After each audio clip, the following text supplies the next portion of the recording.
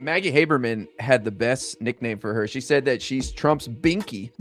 Maggie Haberman from the New York Times. Natalie is Trump's Binky because she traveled with him in the catering truck, the little catering container when he snuck onto the military plane. I mean, if it's Ossoff versus Vance, I don't think that's going to be a close race. Like, I just, presidency is what matters. The Senate, we need the presidency overall. If I have an intuition that Ossoff's going to be more effective as a presidential candidate, put him in that seat, man, and let him go.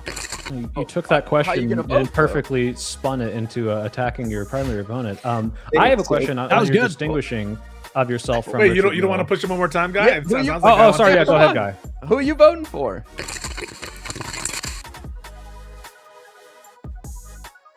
How's everyone going? How was your week, everybody? I'm feeling worse after that Supreme Court ruling. Not gonna lie,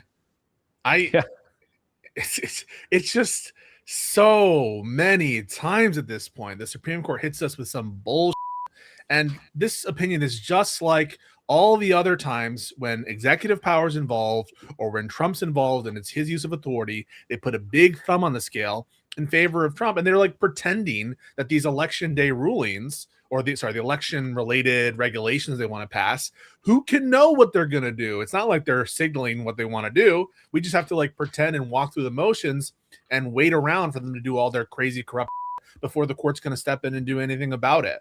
And so I think it just underscores Josiah and my crusade, and I think you guys are on board mostly, that court expansion and court reform are some of the most important policy goals that we can get out of these Democratic candidates. And we need commitments on it because it's vital.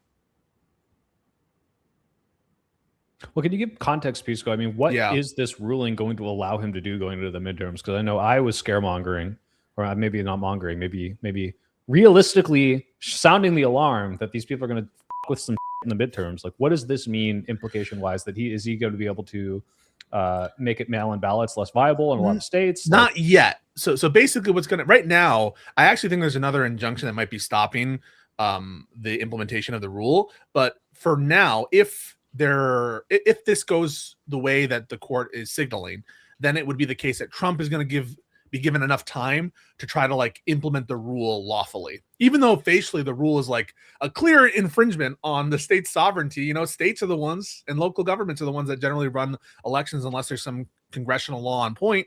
What the court said is that the states suing the government, they don't have standing because they've just given like kind of inside executive orders, like internal executive directives, and nothing has like crystallized yet such that the states are injured. And what I think the dissent powerfully points out is you guys are putting your blinders on. You're ignoring all the statements of the administration. You're ignoring like the structure of the rule and trying to atomize it.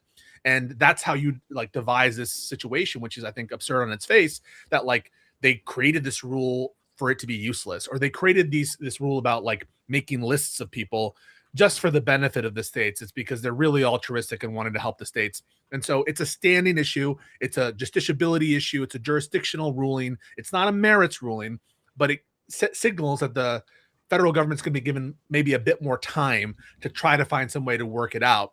But if you give a mouse a cookie, you know what happens, right? Soy Pill? He gets diabetes because it's too much sugar. No, he's going to try to interfere in the 2026 elections. Right. And so it's just, we can't let this mousy guy get involved. And so, there might be a ruling eventually that goes the right way, but you don't want to give these people space. And just how they're signaling to be so deferential to Trump, so deferential to his power, I think is just bad for the state of the country, because it's so indicative and it's so representative of the other kind of moves that the Supreme Court has made recently. I'm not following. I was gone all last week. Yeah. I don't know anything about that. So I got nothing. It just came out like an hour ago. So I have no idea what it's about. I didn't even know what it was about till you just told me right now. So news to me. Trump did an executive order where he was like, I know about that. Oh, yeah. But so the Supreme Court ruled that, well, I'll take standing. A look at it. Yeah, no standing, because the states aren't injured yet. We got to wait for them to make like a real rule. Only when they make the real rule can we let you guys sue over it, basically. But can this even be implemented in the 2026 midterms? Is it even possible? the wording of the opinion seems to suggest that they leave open the possibility that they could implement something in time for the midterms. In fact, that's one of the things that they cite. One of the factors when you're like assessing stays is the balance of equities, and you have to assess whether or not like there's irreparable injury.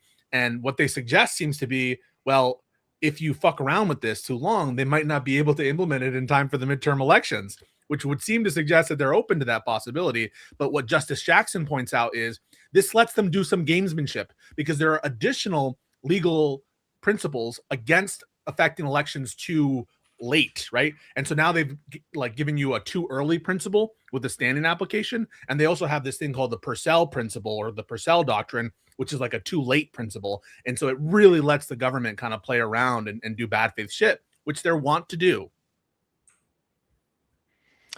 Well, Trump voted again by mail in last Tuesday's Florida primary. So his campaign against mail-in voting is do as I say, not as I do.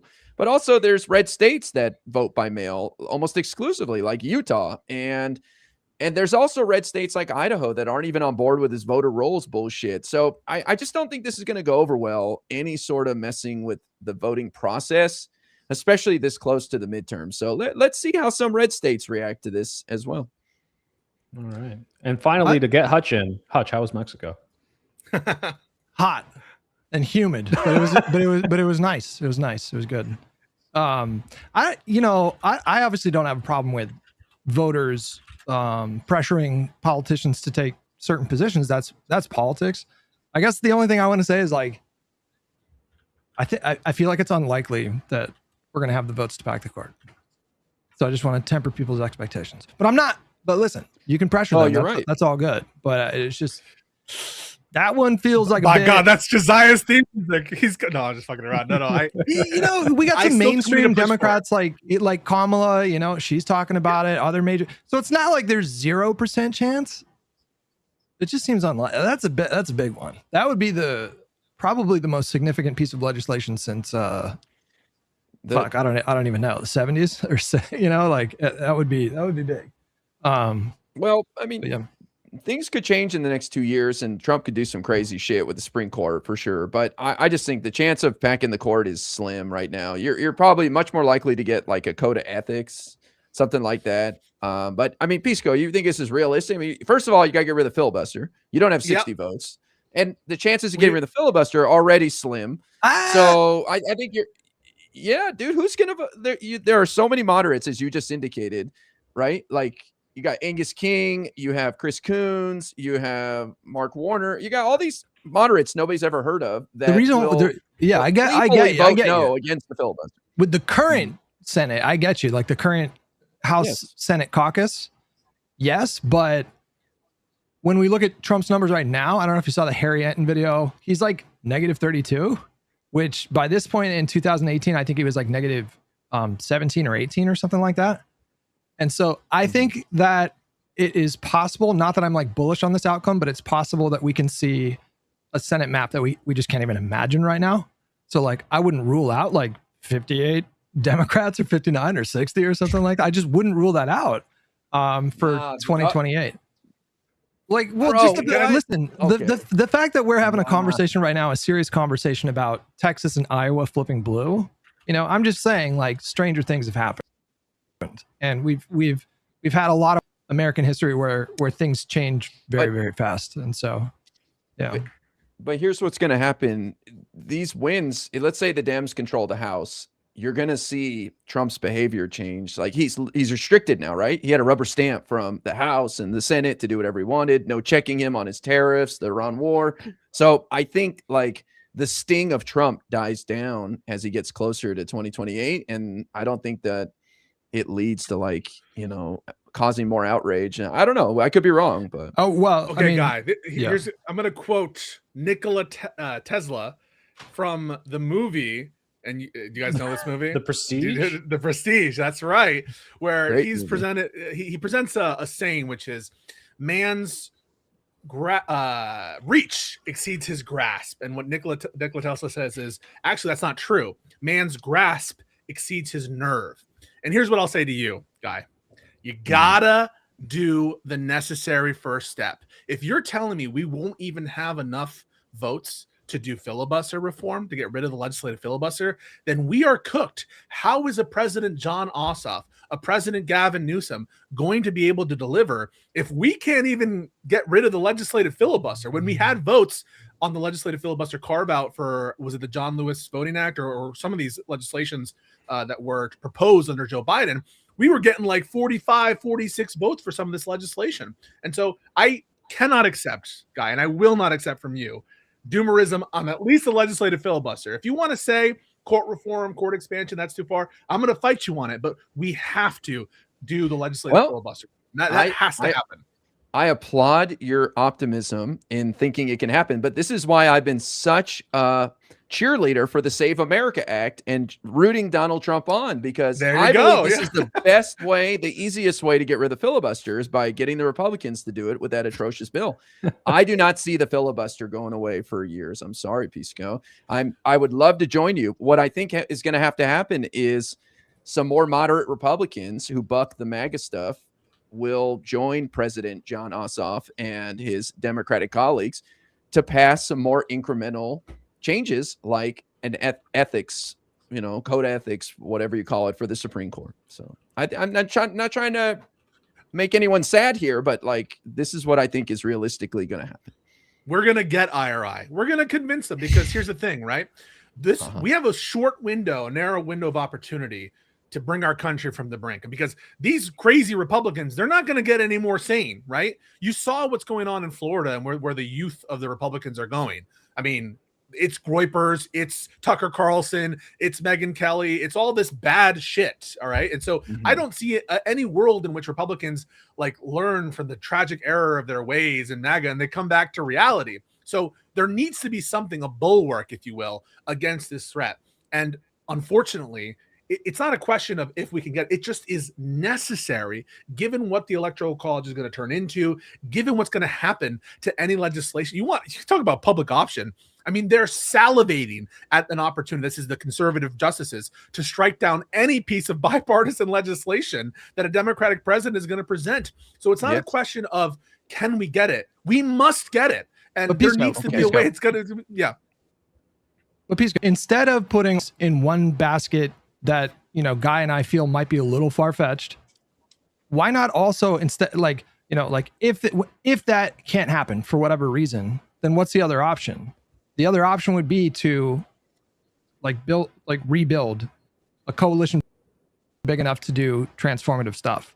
And so to me, the hybrid expansion and not talking about this other thing that we obviously need to do if we're going to have any long-term success, I don't know. I just feel like we're missing part of the prescription. I want to be able to tell you that it's not a panacea. I want to be able to tell you that it's not necessary. And listen, if we don't get it, am I going to give up? No, of course not. I'm going to be fighting to the last day for our country. And with all of you guys, I know you'll be fighting with me to the end too. And if we were to lose the 2028 election, I would be fighting until, again, this country means everything to me. And so I'm with you on that.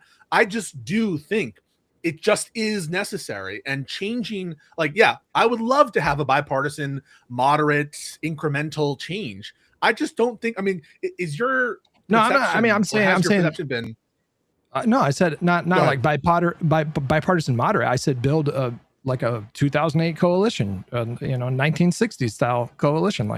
Oh, sure. We should be focusing probably more energy talking about that than court expansion, I think, because that to me seems more likely than court expansion. I mean, it's just the reason we do it though, Hutch, is because Josiah and I both have this intuition that the structural factors that would contribute to a Democratic win of the magnitude of Obama, that those factors of Democrats delivering go right through the Supreme Court and right through legislation. How are you going to get an Obama era coalition without doing stuff, right? But hold on, Pisco. I think if you don't take the steps that Hutch is describing, like code of ethics, term limits, it's just going to start a war of expansion. What is your response to that? That the Republicans will then expand it further with second they get a chance to do that, because you're not actually solving the problem. You're dealing with the results. Yeah. So here's how I put it before in these debates. So the first thing you often get is this tit for tat thing, right? The tit for tat. Well, if you just do this, the Republicans will just do this, and it'll go endless back and forth, back and forth. First of all, as just a predictive matter, what is the history of this occurring such that there's able to be a sort of successful reverse court pack in the previous court packs that we've seen in throughout our history? There's been like one time where Thomas Jefferson has reversed court reduction from John Adams. But beyond that, there's not much empirical basis to suggest that we're going to have this endless tit for tat. Second, a quote unquote endless tit for tat is preferable to the current status quo. It's preferable because, would you want the court 100% of the time or 0% of the time or 50% of the time? Obviously 50% is superior. And third, you wouldn't raise this concern if Republicans initiated a court expansion, right? If the Republicans did a court expansion as we understand it, that is with legislation, would you say we shouldn't do one in response, IRI?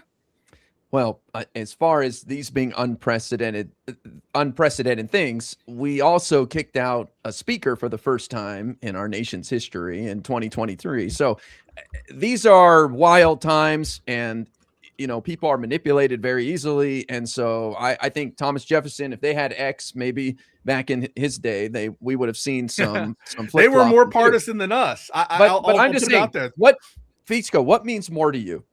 Term limits on Supreme Court justices or expanding the court? Expanding the court. And I'm trying not to be disrespectful. No, Yes, 100%. And I'm trying to be respectful. But this whole thing about ethics code, it doesn't matter. It really does not matter. Okay, forget the ethics code of shit makes no term sense. limits. Term limits raises additional issues, right? The term limits further politicize the court. Why? Because the long span of tenure on the court, at least somewhat, is insulating these people about thinking for their next job, right? Think about how it would really be. I mean, some of these state Supreme Courts, for example, when they're really, truly worried about their next job, you're going to see rulings that are more harmful in terms of partisan. So if your concern is partisan makeup, you shouldn't go to term limits. The problem here is a skewed partisan court in favor of MAGA that had an original sin of the Merrick Garland of what happened there. That's the issue here. And it's resolved by court expansion. The other stuff either doesn't address what's going on or introduces a bunch of problems that doesn't resolve the here and now. And the here and now is we don't have 20 years to right the ship. We have 5 years. Well, yeah, Pisco, can I jump in here? I need to ask Pisco about this. Like, I understand the idea that if there are term limits on the Supreme Court, then they might make more radical decisions to preserve their jobs or like do things that are more partisan. Why can't you expand that argument to literally every politician that has a term limit and say, oh, well, they're going to do things in their own self-interest to get reelected, so we should just have no term limits on any politician? Yeah, no, I don't have a problem with you. The problem is with the legislative and executive people, we want them worried about their next job because we want them worried about elections. And a lot of them want to have be reelected. And so it makes sense to have that incentive for the political branches of government, but not for the supposedly independent branch of government. And when it comes to the more like kind of, well, what about the politicians with the private interest, the corrupt interest? The way you address that is through corruption, targeted corruption, law enforcement, that kind of stuff. And then like, for example, laws potentially banning stock trading, that kind of stuff is how you address them. But we actually do want partisan actors responsive to political wins. That's a good incentive. So you do not support term limits for Supreme Court justices? Nope. And also because it would require an amendment. Disagree. So in terms of practicality, the amendment is just way out there. Okay. Practicality and getting it passed? Is that what you're saying? You need an amendment and you need to go there's through. There's other ideas. There's other ideas that I'm sure you're aware of where you can have someone be like a senior judge in another capacity or whatever, right? I'm not convinced that many of those ideas are constitutional, right? I'm not convinced that many of those are constitutional ideas. And who's going to rule on their constitutionality, guy? Well, it's going to be the Supreme Court of the United States. Yeah. So it just kicking the can down the road. The problem is this court, and we need something that addresses this court. Well, my last little point was, as you pointed out, states have their Supreme Courts. No state has lifetime appointments. No other country, as far as I know, has lifetime appointments. We're the only one in the Western world that does this, and it's a disaster because people feel they get upset that knowing this person's going to be on the court for 40 years. Instead, it would lower the temperature if people knew it's only going to be 18 years, and I think it would improve our country in general just for that alone. Yeah, so listen, if you put a gun to my head and said term limits or no term limits, I would give you like a long period of time. For me, the minimum amount of time I'd like be interested in is like 18 plus. But all I'm telling you is that we could have a conversation about that. And maybe we agree on that guy. Maybe we end up and we say term limits are a good idea separately. But what I'm saying is it doesn't address the problem that Josiah and I are identifying. The problem that Josiah and I are identifying is a problem about this court's legitimacy and the next 5 years. And that's a problem that needs to be resolved now. I'm with Hutch. I want an Obama-era coalition. I want us contesting Republican states and more right-wing states.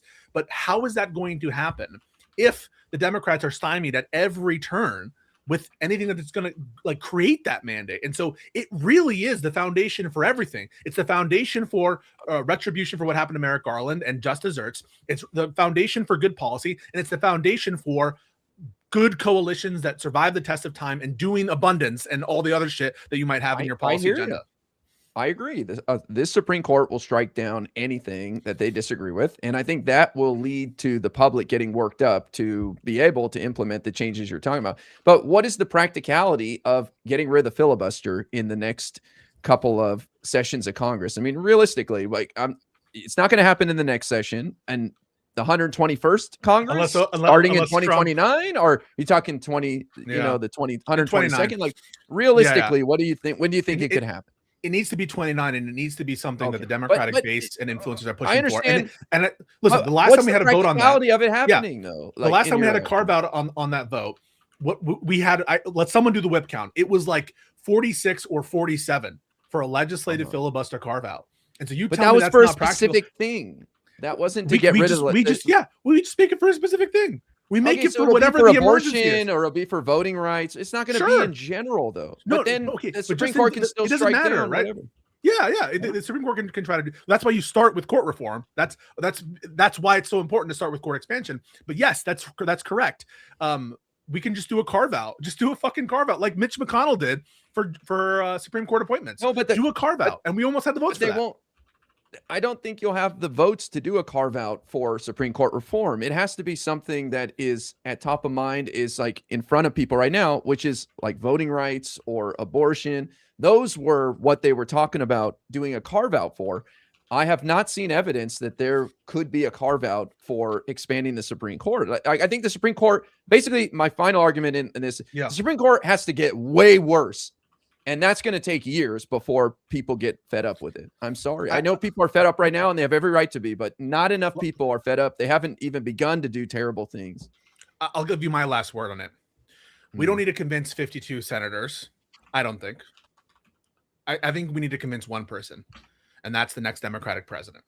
The next Democratic president needs to have a mandate, and we need to get the president on board with this policy. Not to say he won't have checks, but a huge step. A huge inertial step is going to be electing a Democratic president who's based as fuck. That's why when I'm thinking about who I want to be the leader of the Democratic Party, who I want to be the president, this is a high salience issue. Kamala Harris rose to near the top of the pack just for signaling that she's open to filibuster reform, that she's open to all this other stuff, even though it's not in her purview. Even though, right, it's not in her purview. Well, why is she commenting on legislative filibuster? Because she understands the power of a mandate, and the presidency is what matters now. That's who I want to convince. And so that's what I want to do.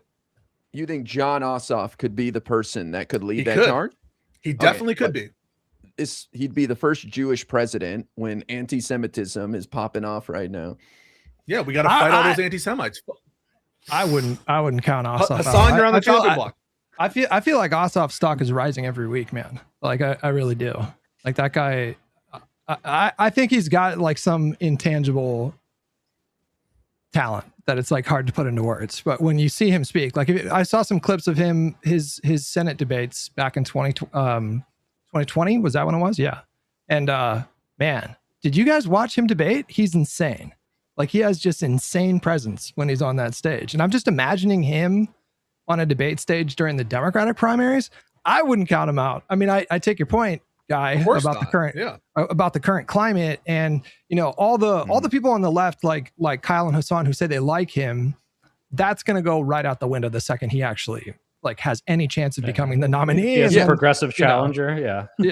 But he is like, I think a kind of a special politician in terms of his talent. He's He's got it, bro. He's a special guy. He's a special, and I think that his riz, his power, like he could be a commander, he could be an Obama type, and I want that for him. And if he is in line on these structural reforms, I'm going to be the first one handing out the John Ossoff signs, because that's what's needed. It's necessary, and it might be hard, guy, but one day I'm going to convince you. I'm going to convince you, and I know that you want what's best too, and I know you don't want people to get disappointed, and I know that's what's going on here, and I respect that. I really think that, yeah, that's part of why I'm pushing back, because I want people to be realistic, and you make a good case, Pisco. It could work out the way you're saying. I mean, Trump may do some crazy shit over the next 2 years. Supreme Court may enable him in some ways. That there is the momentum to reform the Supreme Court. I mean, that's how it happens, right? It has to happen. I'm just saying, right now, the well has not been poisoned enough to get what you want. I don't think. I could be wrong, but I don't think. Most people are kind of just chilling. They just want to grill and save a few bucks at the grocery store. You know? Okay, that might be true, but like that's why we need our leaders. And the Supreme Court's opinion polling has never been lower than, or I should say, I should qualify that. Recent polling suggests that it's at close to the nadir, if not at the nadir or nadir. I don't know how to fucking pronounce that of approval. And so, if there was a time, I think it would be now. And I think, unfortunately, it has to be now if we're going to have any kind of way to prevent the Royper and Republican onslaught that's waiting for us in 2030 and 32. What about impeaching one of these motherfuckers like Samuel Chase, the only Supreme Court justice ever impeached? He wasn't convicted. He was appointed by George Washington, of all people. And he changed his tune from what I read. I wasn't alive at the time, but he changed his tune, changed the whole court for like 100 years. Why not impeach one of these? I love you, guy. I love you because a couple of reasons. Two, one, if you don't have the votes for filibuster reform, you don't have the fucking votes to remove one of these justices. You just need a majority in the House. I'm saying Samuel Chase was not removed. He was just impeached in the House, and it changed. Who cares about an impeachment? Oh, because it changed his tune. He was like lecturing people, and he was causing a lot of problems. I don't have all back the then, guy, but now like impeachment, you can do it to Trump twice. What did he do in response to that? I mean, like, it's actually interesting to me that Trump is signaling he's scared of impeachment post midterms. And like, why do you care? Like, you should be scared of conviction, but you don't give a fuck about getting impeached unless it bogs down your agenda. More pissed. Alito would just start writing like opinions that were even more political and shit. Like he's gonna it's gonna get worse. But then number two, guy, I actually have not been convinced that they've committed impeachable acts, and so out of respect and deference to the Constitution, I'm not going to. Yes, that's correct. Yeah. Really, not like Thomas and his RV and all that, and flying off Alito and not recusing himself. Yes. Like, that's the principle, right? Look, I'm here to defend the Constitution and the American people, and that means first and foremost being principled on the Constitution, and so that's what this all is about, in my view. Okay, fair enough. Should we use Ossoff as a sequitur into our Natalie Harp story? What do you guys know about Mrs. Harp? I think that there was completely checked out of that.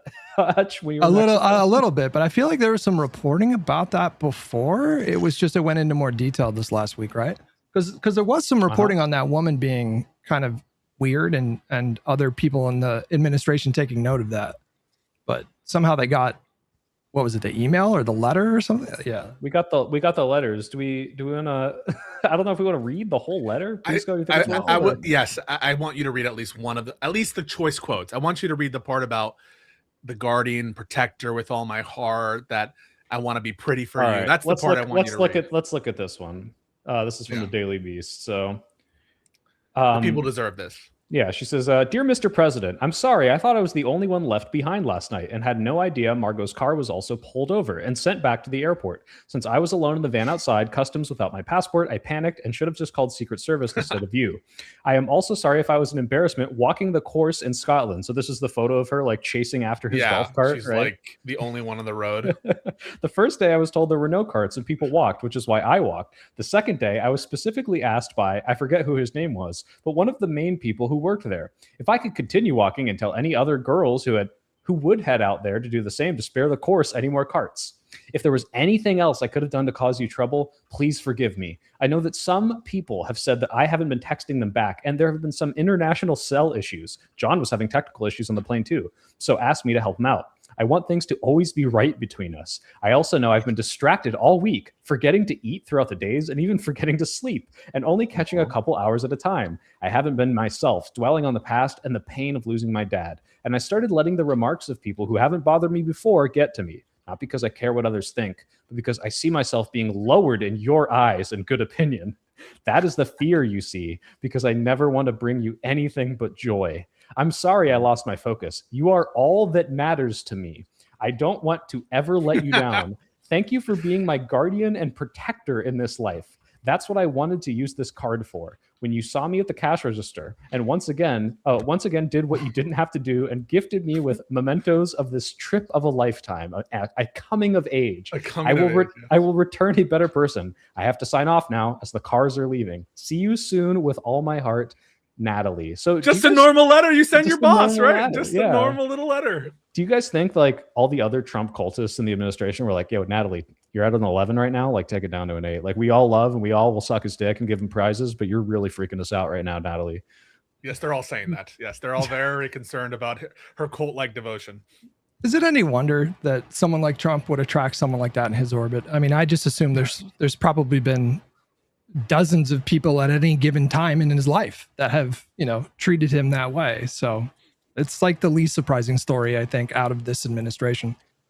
Yeah, for me, the letter coming out says she's not well liked. Like, how does that letter leak? You know what I mean? Yeah. I haven't read how it happened, the genesis of how the Daily Beast got that letter, but that doesn't happen unless somebody's like, this bitch is crazy and we gotta hurt her. But what I read was interesting about her. I didn't know much about her, but going back to the first administration, she claims that Trump's right to try bill saved her life from cancer, which I read was bullshit, that her medicine she used that got rid of her cancer was already available. So I don't know what to think of this woman, but strange character for sure. Speaking of first administration, on January 6th, or right before, she told followers, we will never give up, for truth is on our side. January 6th is coming. And then days after the election results, we love you, we love you, we love you. This is a coup, in response to Biden's victory. Jesus Christ. Well, the Ossoff jumping off point, you haven't finished that Soy Pill, but sorry, Guy, go ahead. Oh, I just want to say Maggie Haberman had the best nickname for her. She said that she's Trump's binky. Maggie Haberman from the New York Times. Natalie is Trump's binky because she traveled with him in the catering truck, the little catering container when he snuck onto the military plane. Yeah, like literally snuck in the back of the truck to what was it like? Because the plane was under threat of attack, so Trump decided to use his staff, his cabinet, and reporters as bait, and he flew secretly on the military plane. It's kind of like he had a couple of staff with him, and she was one. Well, do you remember when Padme did the whole thing with the decoy and Attack of the Clones? It's kind of like that, I would say, a little bit like that. If you remember that explosion, everyone dies in a fire explosion. All the reporters, all the Secretary of State, everyone, and Trump comes out and is like, you died for me. I'm alive. Like, I don't know. That was wild. That never made sense because she's like, the decoy says I failed you. And it's like, no, you did the perfect thing. You died in my place. Rubio. That was your job. Hey, good job. Good job, Marco. No, I was confusing this IRI from the 2023 thing where she chose to stow herself in the trunk of an SUV of the motorcade in order to not be left behind. So she just like did a little hitchhiking essentially. Well, I think there were no more seats left, so she climbed into the trunk of one of the Secret Service cars. Yeah, I mean, literally like the Beatlemania, like chasing them around and like, no, take me with you. Yeah, I think Trump likes it though. I don't know. And he described her as the only one who loves him as much as his wife and children, that she will never leave him. And he described her as my Natalie. So, wow. And I know some people are pointing out that she looks a little like Ivanka. I don't know if anyone's picking up. I can't remember her face. It's so forgettable to me. But John Ossoff, he goes up and like makes a quip. Like you hear all that, right? And in a different letter that we're not going to read, she's like, all these people have time to be pretty for you, but I'm too busy working and I'm not even sleeping. I just want to be pretty for you. And so like John Ossoff comes out and makes a quip about how Trump isn't worried about you. He's spending more time thinking about Natalie, going on the plane with Natalie. And all of conservative media collectively lose their shit in a definitely coordinated, feigned sense of outrage about how dare you attack this innocent woman, this poor victim. And they try to basically strong arm everyone into condemning John Ossoff for going too low. I don't know if it was misogynistic. It's crazy. How dare you attack our misogynistic president with your misogyny? And the line wasn't even that crazy. It was like Trump's flying on his defenseless plane and he wants to travel with Natalie. Like, it wasn't even that big of a deal. He didn't accuse Trump of like sleeping with her. And so I wonder why the right just went apeshit over that comment. I think you might be right, Pisco. Like, it came from the top down. Like, Trump 100% demanding everyone push back on this. And he just made it worse for himself by drawing because that line wouldn't have got a lot of attention beyond a day or two, max. Well, maybe they're focusing extra attention because it's true. They are sleeping together, and they're like, no, they're getting ahead of it, maybe. Well, and then I saw this weekend when Trump was at the Indy race, there was, I don't know if it's true, but supposedly Melania left the box when Natalie came in or something. So who knows what's going on there. Well, one of our favorite conservative commentators, Scott. Oh, wait, are you going to go? Well, I was going to say, do we want to watch the response? Yeah. Trump calling him, let's see. Pee Wee Herman or whatever? Yeah. Stupid. John Ossoff said you'd rather travel with your aide, Natalie Harp, and build the ballroom than do your job as president. What is your response, John Ossoff? You mean Pee Wee Herman? It's a banger. Pee Wee Herman lookalike? No, I would much rather do other things. We're building a great facility here. We're fixing a White House that hasn't been taken care of. You can look at this. This room was a disgraceful situation, the Oval Office, and it was let go. The whole building, the White House, was let go. The exteriors were falling apart. The columns pan were up falling to the apart. room. The whole place was a mess. In addition, they've been trying to get a ballroom for the last 150 years. And when I said I was going to build a ballroom, the military asked if they could see me. And they say, sir, we have an opportunity to go down deep into the ground and build a military facility to go with the White House and to go with all of Washington, D.C., which would be so valuable. And then they came up with the drone port on top, which would be a major drone port to protect the White House and all of D.C. And all of those things added up, and it became much more than just a ballroom. And I said to myself, wow, what an opportunity. I mean, if I was just going to build a ballroom, I could have had it built very quickly because I build very well and very quickly. He's like, yeah. Does he talk about Ossoff more, or does he just completely skew off and talk about the ballroom for another 2 minutes? That was Pee Wee Herman was a banger. He should have ended on that. I mean, I don't know what to say. He's just lost. That is a dated reference, man. I don't know about that one. I think it slaps. The reaction I most liked though was Scott Jennings. If you guys don't know, Scott Jennings is the CNN like conservative guy they have on for like, I don't know why they have him on, just to probably appease Trump and MAGA and all that shit. But he's clearly auditioning for a role as press secretary now that Carolyn Leavitt has left the building. And he was just like, it's whataboutism. Don't bring up all the time that like Trump has gone after women before to try to hold me to my standard, or when he made fun of a disabled reporter. We just have to make sure that we're all like very mad about what John Ossoff said.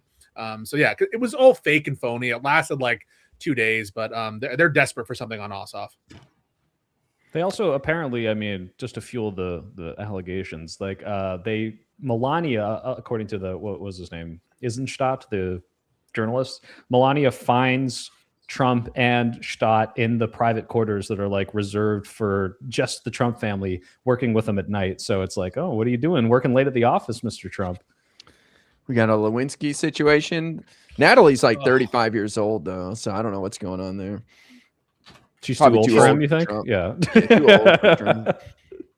She's also like she was a media figure. It's not like she's some random person who is like above reproach or anything. By the way, Trump is not against going after those people either. So like, I just don't understand this outrage on that quip. In fact, not only do I not think that it was that bad that Ossoff did it, I actually support him doing it more. Sure. No, I was shocked at how this random line got so much attention. It just shows how charismatic Ossoff is and how he's resonating with people. He also came up, well, he popularized Epstein class as well. True. So he's been hitting on all cylinders. We'll see what happens in Georgia. I think if Ossoff's popularity can help carry Keisha Lance Bottoms over the finish line to become governor, then I think the talk about Ossoff running for president gets much more serious. But if it's still a Republican in charge of the state, I worry that Ossoff needs to stay as senator. For the effect on the Senate, you mean? Yes.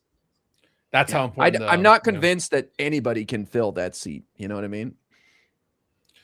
Yeah, it's unclear to me whether Raphael Warnock, do you think that he would win? I mean, he won against Herschel Walker. He won against Loeffler. Would he win? I think he's got decent. I think he's got decent numbers in Georgia, and I think I get the sense, I could be wrong, but I get the sense that like the Lakshas of the world feel like Georgia is like not terrible for Democrats. It's not been based. You know, how much did we lose Georgia by in 2024? Wasn't that one of the closer ones? I think it was. I don't know off the top of my head. 6, but don't quote me on that, guys. Definitely don't quote me on that. Georgia presidential election, something like that. 2.2%. Oh wow. Yeah, that was one of the better ones, I think. Shit. Yeah, Georgia. I think Warnock has like got pretty decent numbers there, and Ossoff I think is like plus 10. But you know, again, he's pretty unique. So I don't know. I feel like I don't know. I have faith in the Democratic Party bench right now, and so like I don't know. I think we could probably find someone decent for Georgia. Would you want him to run for president, knowing that? I mean, if it's Ossoff versus fucking Vance, I don't think that's going to be a close race. Like I just, you know, presidency is what matters. Fuck the Senate. We need the presidency overall. If I have an intuition that Ossoff's going to be more effective as a presidential candidate, put him in that seat, man, and let him go. I mean, he'll carry you in Georgia if there's a special election that needs to happen. He'll go there and campaign. Sure. Yeah. I mean, I'm so amazed that we have these seats right now. I hate to give them up for anything, you know, like when people talk about Tallarico, I'm like, are you nuts? Like, leave that man in that seat, dude. What the hell?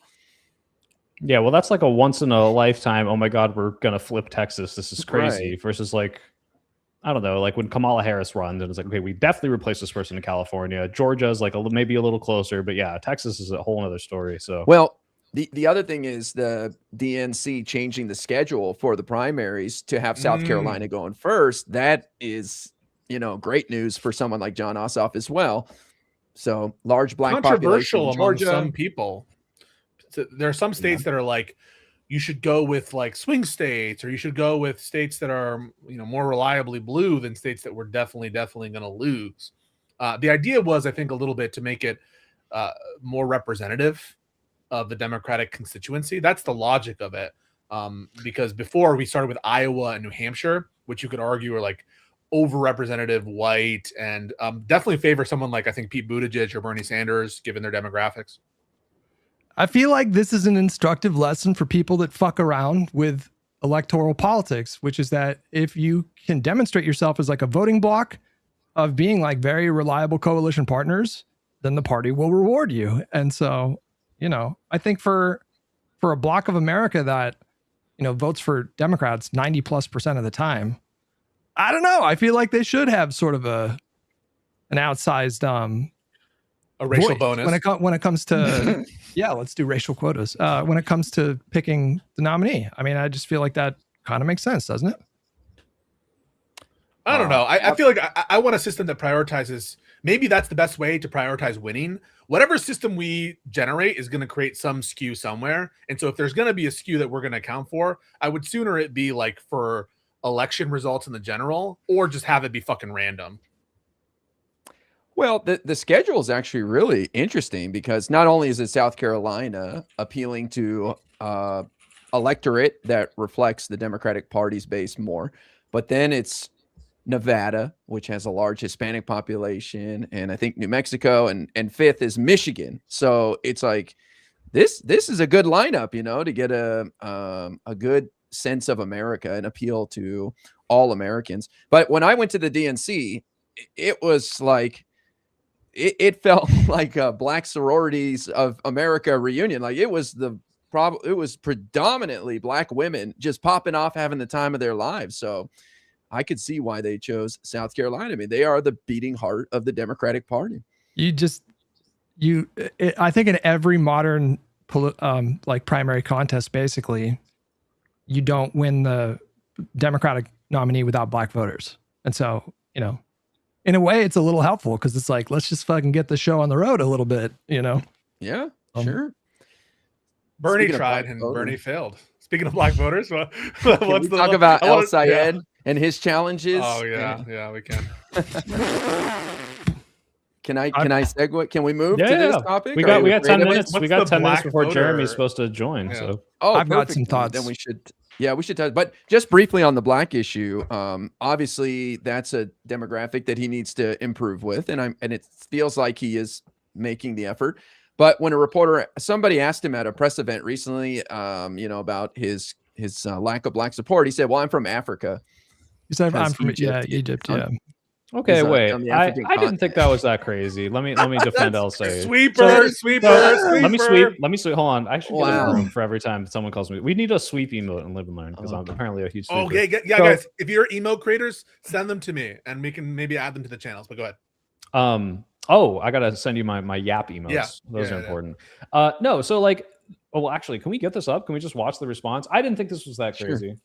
He was like, "You're from Africa. I'm from Africa." Was that what it was? No. But this is my wait, hold on. Brother. Let me give the framing, and then you can all watch it, and you can tell me if I'm fucking dishonest. But basically, the way I saw it was, he goes like, "Look, people are gonna come at me and say you're not gonna represent the black person." It's like, look, I'm Arabic, I'm African, and I think ultimately I come from all these different places, but it doesn't matter. What matters is I'm trying to lift everyone up. But I'm like, okay, maybe you could focus on the fact that he's like the Elon Musk defense, right? Where it's like, hey, you think I'm racist? I'm African American. Like, I don't think that's. And guys, the logic of it is because Egypt, though in Africa, is a predominantly Arab country, and so people are saying, well, when asked about the concern of black Americans not supporting you, I don't think it appeals to them to hear or reassures them to hear I'm from Africa too. It's like, what the fuck, bro?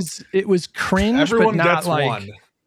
Well, he said some pretty cringe stuff recently. He compared himself to Jesus the other day. That was a bit much. And then, the what's wrong with Jesus? What do you have against Jesus? If you find yourself saying like, well, they called Jesus a radical too. He said the same thing about Martin Luther King. Oh, come on. Okay, that one's like whatever. It's right? cringe. Don't do that. You kind of have to be a megomaniacal to run for these offices anyway. I have more problem with like the I'm from Africa guys, if at all though. Because wait, did you also have a problem when Haley Stevens was like went up to like a black person and was like, "Hey, you voted for Obama," or "I know Obama." Or she didn't say that one. She said something like that. Jola knows. Jola knows it. I feel that. I saw like that clip and it was fine. Like I don't even understand. And the fact that she dominated with black voters. Let's all judge collectively. This is the full 2 minutes with the context. All right. This isn't even 2 minutes. The most topical Syed thing that we're. We can move into the other one as well. But I do want to watch this. Oh, that's a kind of sweeping effort, I think, to divide people against each other.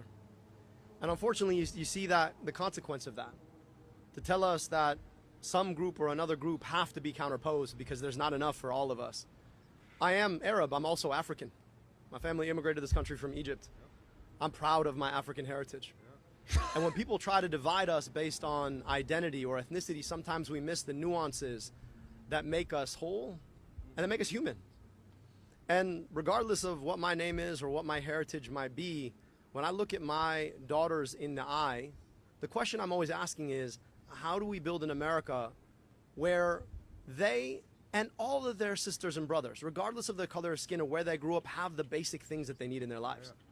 And my work has entirely been about dignifying that. I left a role in the academy to come. We could stop at that. I want to speak first. You guys are okay. So the people who are most mad about this, and I want to say, I think it's a stupid thing to say. You shouldn't like whatever. Biden said, if you don't vote for me, you're not black. So spare me the sanctimony, you motherfucker. Everybody knew that was bad too. Everybody was like, oh my God, I can't believe and I do the same thing. Who the fuck cares? We got to win. Oh, man. Okay. All right. But listen. And also like that. Yeah, go ahead, Hutch. Go ahead. No. I'm sorry.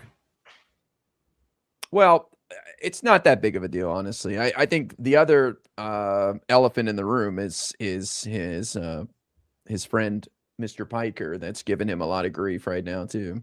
Can I just say something real quick? I just want to say what's on my mind real quick, and then you guys can do your thing. Hassan Piker. Ask permission. It's your show. Listen. Abdul al-Sayed obviously never should have campaigned with Hassan Piker. Obviously. Everybody that understood politics knew that this was going to happen. They, within like literally an hour of Abdul winning, were running 24/7 full court press campaign ads tying him to Hassan Piker. Hassan Piker physically cannot stop himself from saying the most outrageous shit every day. And, you know, Abdul has put himself in a no-win situation. The statement that he put out today was bad. Who was it for? Obviously, his campaign felt like that Hassan clip of him talking about American Jews and all that was potentially bad for them. And so they wanted to put out this disavowal, but he didn't disavow Hassan. And so it's like, who's it for? The people that want the disavowal didn't get it. Who it's for? And the people, and now Hassan's audience like think that he's this snake that betrayed him. So it's like, I would have rather he said nothing than put out. If you're gonna stick with Hassan and like not do the disavowal, don't do that, because like everybody's pissed now. And so I just think like this is like everyone loses. Like you've appeased no one and made everyone your enemy. That's what I thought about his statement as well. No, I actually thought it was shrewd, and I'll tell you why. Even though you guys are completely right in what you said. You guys are completely right with what you said, and I still think it's shrewd. He's trying to prepare not for what you guys are going to say on Twitter. He's preparing for a debate where he's going to be asked about his statements. Do you regret campaigning with Hassan Piker since you disavowed him afterwards? Or if he's asked, did you disavow the statement? He wants to be able to walk that line to not be forced to look like a cuck in front of the debate audience and to look like he's principled, and to maintain this whole, I disagree with people all the time, I'm able to do this too. If he goes too hard, then he can be asked, was it a mistake to campaign with Hassan? And then he has to say yes. And that's what he's trying to avoid, admitting to a mistake.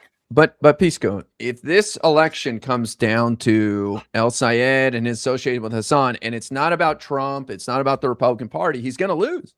That's baked in. Wait, that's no. He's already, he can push that away. Done. I know it'll keep happening no matter what he says. I understand it'll keep happening, but he can forcefully push back and say, I hope Hassan learns to love America as much as I do. Can't, and though. I think No, Hassan but that's is a the thing. troubled young man. But guy, Whatever, he can't do that. He can't. The online grassroots support that he's gotten has been a massive buoy to his campaign.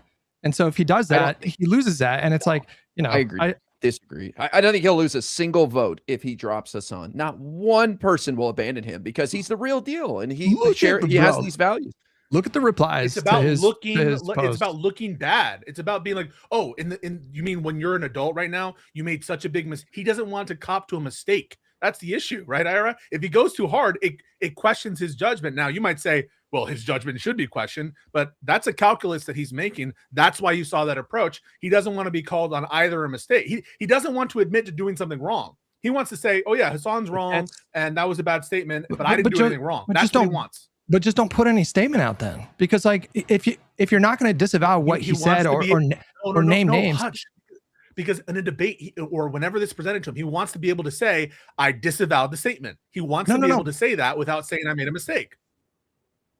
But he didn't disavow the statement. He can lie. He can lie and he can lie. That's enough plausible deniability. This is what you're saying. No, but because they're going to say like, well, you know, he's going to say, are we naive? Are we babies here? Listen, wait, hold on. Listen to me. Listen, I understand what you're saying, but the way to exploit that is for Rodgers to be like, that was not a disavowal. I want to hear you right now disavow specifically what he said. And what's he going to say? And so like, if you're good, it's like shit or get off the pot. Either disavow or don't disavow, because he's just look at the replies. Like literally half the replies are people that are pissed that he didn't do a stronger disavowal. And then like all these big content creators that help to buoy his campaign are calling him a fucking bitch, like bitch made coward. I'm just explaining what the logic is, what I feel the logic is behind it. I feel the logic behind. I'm not saying that I support lying. I'm not saying that I support that if I were a candidate for a primary, that I would go walk around with Hassan Piker, that kind of shit. Although I might do an interview, right? I'm doing an interview with fucking all these people. That's not what I'm talking about. I'm giving a descriptive account for what the logic is. And I think the logic is he doesn't want to admit that he's up.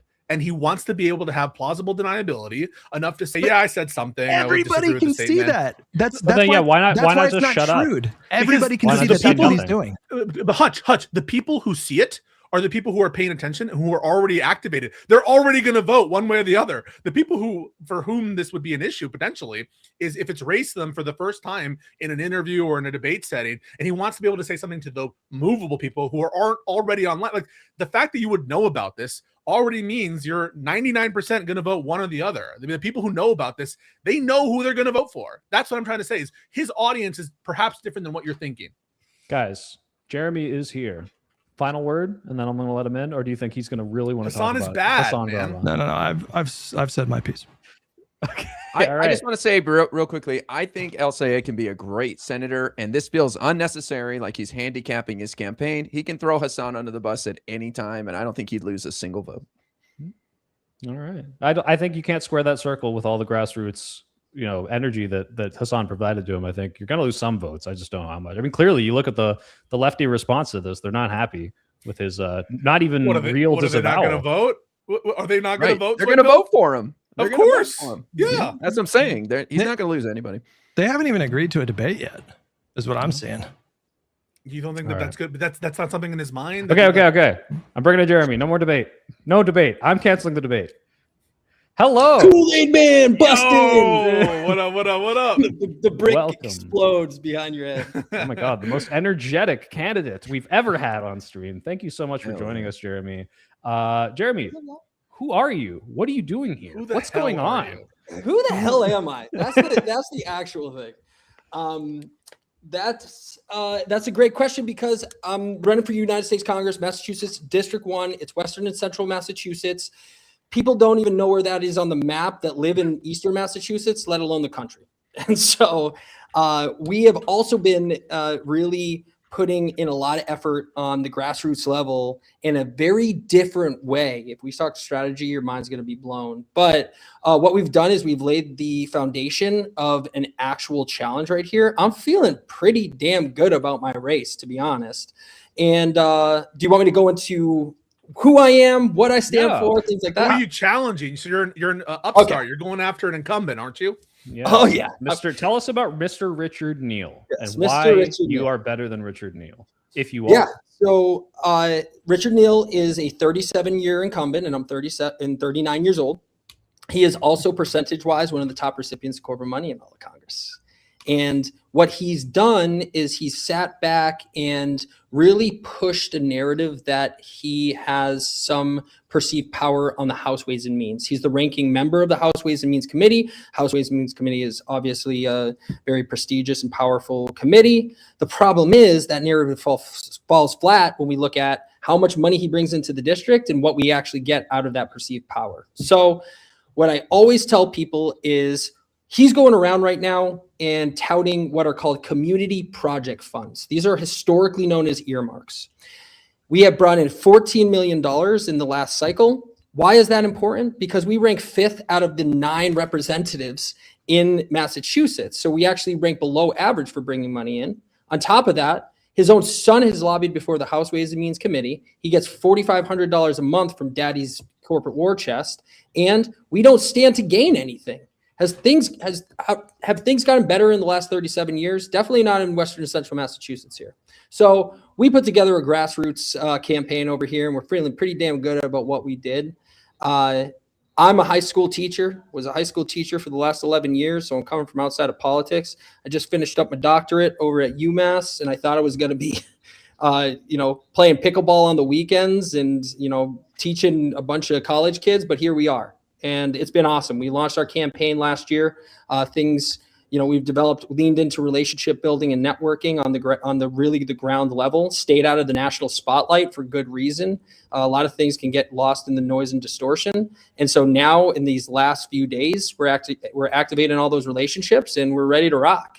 Yeah. And your primary is on the 1st of September, right? So you got about a week left. Up. Yeah. Is Worcester in your county? Worcester is Mass 2, Jim McGovern, the GOAT. But we have Worcester County, some of Worcester County. It's a terribly gerrymandered district, by the way. Jeremy, could you tell us about your first principles? Like, how do you approach politics? Do you think it's about ideology? Do you think it's about effectiveness? Do you think it's about stopping bad things from happening? How do you think about these things? So I always lean into relationships. And I think what we do extremely well is take the politics out of politics. You have to have some sort of common goal or a common mission or be active in participating in things. And I'll give you a couple examples. One of them that stands out is that I'm known around the area as the MAGA whisperer.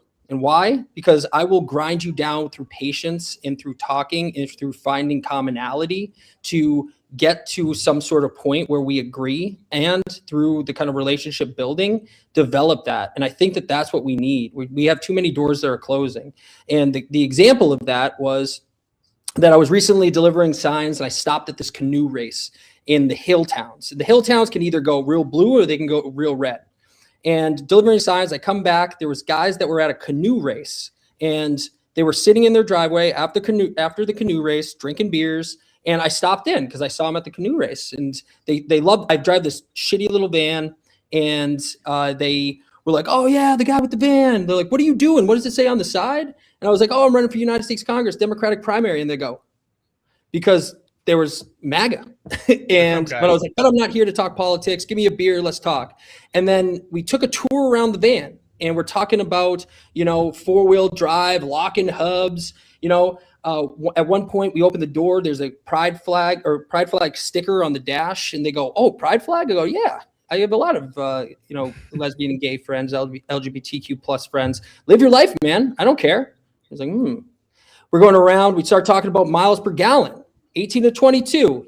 I got a leak in the exhaust manifold, but it still gets the job done. And the guy goes, "Yeah, and aren't these gas prices bull?" And I'm like, we're on to something. And I see these cracks. By the end of that conversation, 45 minutes, we had a bush light in the driveway. 2 of the guys took my lawn signs. One said he was taking down his Trump sign in his garage and put it up mine. And the reason was, he said he goes, "F it." He goes, "You're sitting here drinking a beer in my driveway, and that other son of a bitch never did." But Jeremy, I gotta ask, because this seems like you're touting yourself as like the MAGA whisperer, and I like the liberal Shane Gillis. People, yeah, you're the liberal Shane Gillis. I think you should put that on posters. You could talk to MAGA people in real life, and you can really reach out on a personal level and change these voters' mind. That's without a doubt. But can you do this to people in the House? I feel like MAGA in the House and the Senate, the Natalie Harps of this world, if you will, are so ideologically committed that no matter how personable you are, I don't know how you reach these people. So are you going to fight in the Senate and the House, or in the House if you win, but then also be personable to the voters? Like, how do you square these circles? There is a common enemy here. It's Donald Trump. Donald Trump is not a Republican. He's called himself a Democrat. That's bullshit too. He is not a Democrat. He is a con man and a felon, and probably a lot worse once we actually dig down deep into the Epstein files. And having that common enemy that we can align, red or blue, is what we actually need when it comes to impeachment, conviction, removal. It comes down the line in 2 years once he's actually out of this position and the hyenas start to circle. And I think that is the common underlying thread. I think the developing relationship. People ask me what I'm going to do day one. I'm going to go knock as many of the 434 doors of my colleagues in the House of Representatives as I can. And I got pretty good at knocking doors over this campaign. And I'm going to develop those relationships, because I don't care what the pretenses are behind those. I got to work with you. If we're going to get bipartisan stuff done, we got to work in a bipartisan manner. And so, yes, in the sense of fighting, but the fight does not have to be destroying relationships with the people that you need to get things done. It could be a common enemy within the Trump administration. Do you think there's a cutoff point where a significant number of Republicans in the Congress would actually turn on Trump? Like, let's say we get past these midterms and Democrats control 54 seats in the Senate, and we actually do end up with a blue wave despite the redistricting efforts, and it's just some map that we can't even imagine right now. Or do you think like the cult of personality around Trump will survive until maybe he's even out of office? It will probably happen in the waning months of his presidency, because right now everyone is fueled about staying in line because of fear. And he has burnt every single bridge. Think about the horrible things he said about everybody. I mean, we're talking about calling John McCain a war hero who was in the Hanoi Hilton, and in making fun of that man. That's going to run deep in a lot of those Republican circles, and they're not going to forget that come come time when he's actually out of office. And I think that just how they jumped on the bandwagon, if you look at the first presidency and that 2016 campaign cycle, everybody wanted to have nothing to do with them. They mocked him, they ridiculed him. That has all come back, and they fell in line because he became president. They're going to start to, like I said, the hyenas are going to circle, and they're going to actually be out for revenge after this. They just can't right now because he's popular. Can I ask you, I looked at your website, it says you support Medicare for all. Looks like pretty progressive policy. I don't see any mention of DSA. First of all, are you a member of DSA? No, I'm not a member of DSA. Why is that? Because it does seem like the youthful energy to the left and the progressive movement is DSA. And a lot of people like Angie Nixon, who won the Senate nomination in Florida, they'll take the DSA label as a member and not take on all that other stuff like abolishing borders and all that. So what goes behind that decision of not joining DSA in this election cycle where they're doing really well and that's where the energy is? I think it's because we developed our own infrastructure. I mean, I have people that are working on this campaign as volunteers because they're coming from all different walks of life. I had a conservative knocking doors with me because he agreed with the corporatization of the political campaign finance system. That was the thing that brought him out. And I was like, hell yeah, let's go. Let's go knock doors together, right?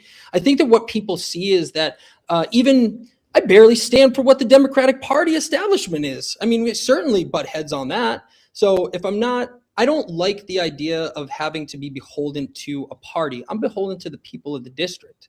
And the people of the district, I have great friends in the DSA. There's a lot of alignment of our platforms. And at the end of the day, if they want to have block voting, I'm not for that. I'm going to vote for the way in which I need to represent the people of Western and Central Massachusetts.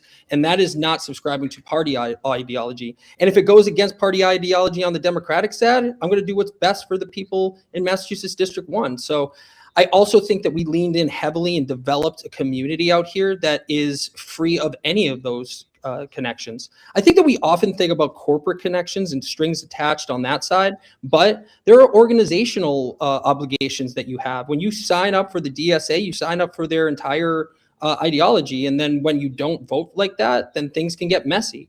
Again, I have a tremendous respect for them. They have, they're really doing some really awesome things. And at the same time, we can work side by side and not actually be beholden because that's, I'm always going to be on the side of what the people want here.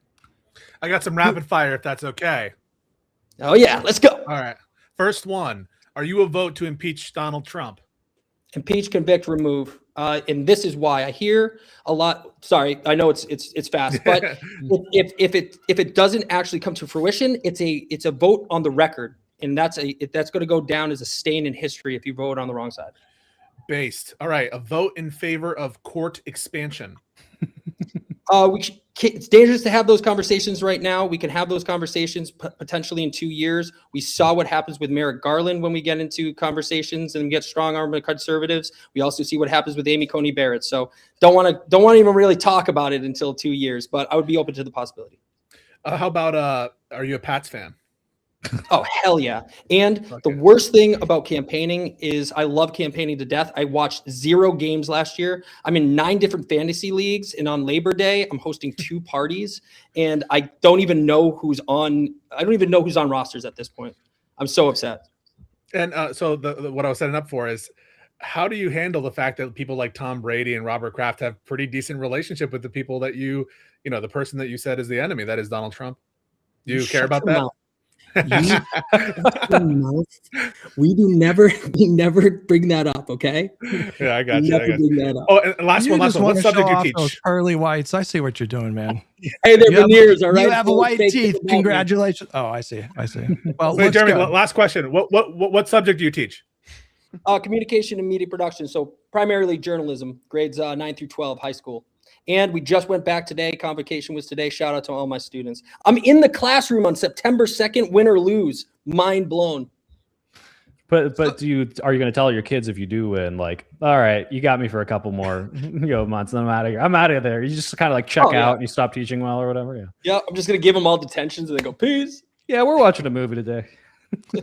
So I know why run. Go ahead, I just want to say, why run for House out of all the seats you could run, city council, whatever? Why this race? Why'd you choose this one? Yeah, I usually say because if I ran for dog catcher in my town, I'd lose because everybody's doing a great job. When I talk about connecting municipal, state, and federal level, we have excellent representatives on the state rep and state senate, our city councils. I have developed relationships and connections with everybody. They're doing great work. We're just missing that work on the federal level to connect all the dots. And so it's time to light all those up. When we talk about congressional appropriations of funds for housing and urban development, we got to situate that within our Maura Healey, our governor's initiatives on affordable housing. And we have to connect that to zoning boards and planning committees. And that's all the things that you need to do. And unfortunately, we're just missing all those pieces. So, and why not? We need more teachers in positions of power. We need more nurses and more tradespeople. I think that we need a perception shift. It shouldn't be career politicians. That's what got into this goddamn mess to begin with. I would say I'm a pretty pragmatic voter. And so I guess like one of the important questions for people like me would be, you support Medicare for all. If, we get to the next Congress and, let's say they're able to get the votes to pass a public option, but they just can't quite get there on Medicare for all. Would you support a public option and major health care reform if it stops short of Medicare for all? Yeah, I think that if it's going to move the needle, but I'm also not going to stop on if it's going to be a huge drastic change to the system. I'm going to fight like hell for Medicare for all. 3069 Jayapal bill's right there waiting. And but anything that's going to move it, I mean, one of the things that we need to do immediately is restore Medicare and Medicaid cuts. We're looking at tremendous cuts here in Massachusetts. We're looking at 300,000 people that are about to lose their health insurance. I mean, it's absolutely insane numbers that we're seeing. So anything to stop the bleeding and anything to improve the system, but we also need to absolutely seriously push for a fundamental revisioning of the entire system. I need to jump off of that because I haven't heard something that's convinced me personally. When people talk about Medicare for all versus a public option, my personal connection to this is I lived in Germany. They have a dual system. If you want to opt out, you stop paying your Medicare or your public option taxes. You start paying way more and you can get your private option. And this seems to work pretty damn well. Why is Medicare for all better than a public option? Why is that so much more necessary than saying, hey, here's this expansive government program that pays for anyone that needs it. And if you want to opt out, you can. Why not that? Why abolish private insurance? I think one of the biggest reasons is that we're talking about a more efficient system. If we're going to talk about privatization of this country, usually you think about the efficiencies that work within the context of the capitalist system that we have. A Medicare for what we currently have is a maximization of the Byzantine amount of rules and guidelines, and the bloat is built into the greed. And so our largest employer here is Bay State. It's a hospital system, right? Where are all those jobs? They're in administration. They're in bureaucratic paper pushing, and it's not within the healthcare actual services that are there. And so a single payer system, if you want to put on your conservative hat too, it is going to save $1 trillion a year in the latest Yale study and 114,000 lives. But it goes a step further too, because we shouldn't be equating our health with shareholder profits, because we have to make sound decisions on the behalf of individuals that need help and need to live healthy lives. And I think that that's the biggest reason. Out here in Western Central Massachusetts, it's pretty sparse geographically. It's more rural. Our rural hospitals are under attack. They're threatening to close. Our primary care physicians, we're at a crisis. All of these problems don't get solved by thinking about shareholder profits or the corporatization of a system. If we have a true Medicare for all single payer system, you're making those decisions in an equitable way that's thinking about prioritization of some of those places, even if they're more sparse. There's some people that if they have to take an ambulance ride, it's going to take an hour to an hour and 15 minutes from the closest destination. And so that's wrong. That shouldn't be the way in which we stake our flag in the capitalist system. There's a lot of different ways. I'm not saying I'm a well-regulated capitalist. There's socialist elements to my platform for sure, but at the same time, this is just one of them where every other developed nation has figured it out, and we should be getting in line for the efficient because of the efficiencies and the sound decision making. Well, just a little pushback here. I mean, if you compare this to, say, like the post office, right? The United States Postal Service is there to guarantee a baseline for anyone, right? There's sparse areas that it would cost a private company a lot of money to go deliver mail to, but the USPS operates at a loss, partially because of Republican interference, but also because they say it is not about making money. There's no profit incentive. We are here to guarantee that your mail gets to where it needs to go if you have an American address. But if you want to pay a shit ton of money to Amazon or FedEx or any of these other places and get it there even faster, they'll, cargo ship it across the entire country, like, Mach 5. Like, if you want to do that, you can. And when I hear people say abolish private insurance with Medicare for all versus, hey, let's have a single or a public option that, if I want to go pay for some specialist and pay $400,000 out of pocket, I can. When we say, oh, every other developed country has worked this out, Germany's by example of, well, yeah, they have worked it out. There is a baseline healthcare for everyone that needs it, but you don't have to say, and you can't go to a private person for this. Do you understand the distinction I'm trying to ask about? Yeah, for sure. Again, I think it's the difference between the haves and the have-nots in this country, and I think that we're seeing from a practical standpoint a system that is so fundamentally flawed that I have to go and vote in my town for a property tax override to fund our schools because healthcare costs are out of control, right? I think that what it comes down to is, yeah, a baseline standard might be there, but it's, again, something where I fail to see people not being able to get private health coverage in certain areas. Not private health coverage, I should say, private health services. It's going to happen. And even in a Medicare for all system, you're going to get onto your private helicopter and fly to a doctor, and you're going to pay a doctor for services. That's what's going to happen in the United States. But at the same time, the Medicare for all system and a single payer system is the true gold standard that we see and that we need to lean into. Just providing a base of services, I don't think is enough. I think that we need to really fundamentally think about where we're allocating those resources. And like I said, in an equitable way, especially considering the circumstances that I find myself in out in Western and Central Massachusetts. If you were to win, would you support Hakeem Jeffries for majority leader? Speaker, leader of the Dems? Axios asked me this question. I said, Hakeem Jeffries doesn't even know who the hell I am. And he doesn't stand for anything that I'm standing for either. I mean, we just had this, he just got lit up for his stance on Medicare for all. And I'm going to go with somebody that is going to be aligned with the principles and values of myself and our district. And I'm not seeing that right now. I don't think that that's what I'm hearing from my constituents, is that they are very on board and energized when they hear Hakeem Jeffries as the Speaker of the House. And whoever's in the position of power, we're going to work with them. I'm not going to be antagonistic. I'm not going to be adversarial. I don't think that actually wins anything. And it's certainly not going to be good for, trying to develop those relationships to then leverage for the people of Massachusetts one. And at the same time, I'm going to look at the best possible person who actually represents what we stand for here. I like Hakeem Jeffries' question too, and it's kind of building on the tension that I'm observing between ideals and being a team player. And that's a story that came out of the New York Times about Hakeem Jeffries taking a meeting with Jared Kushner. On the one hand, you have people who are saying, well, why are you taking this meeting with Kushner? He's not even like an official guy to take a meeting with. And, he should be a target for subpoenas and investigations.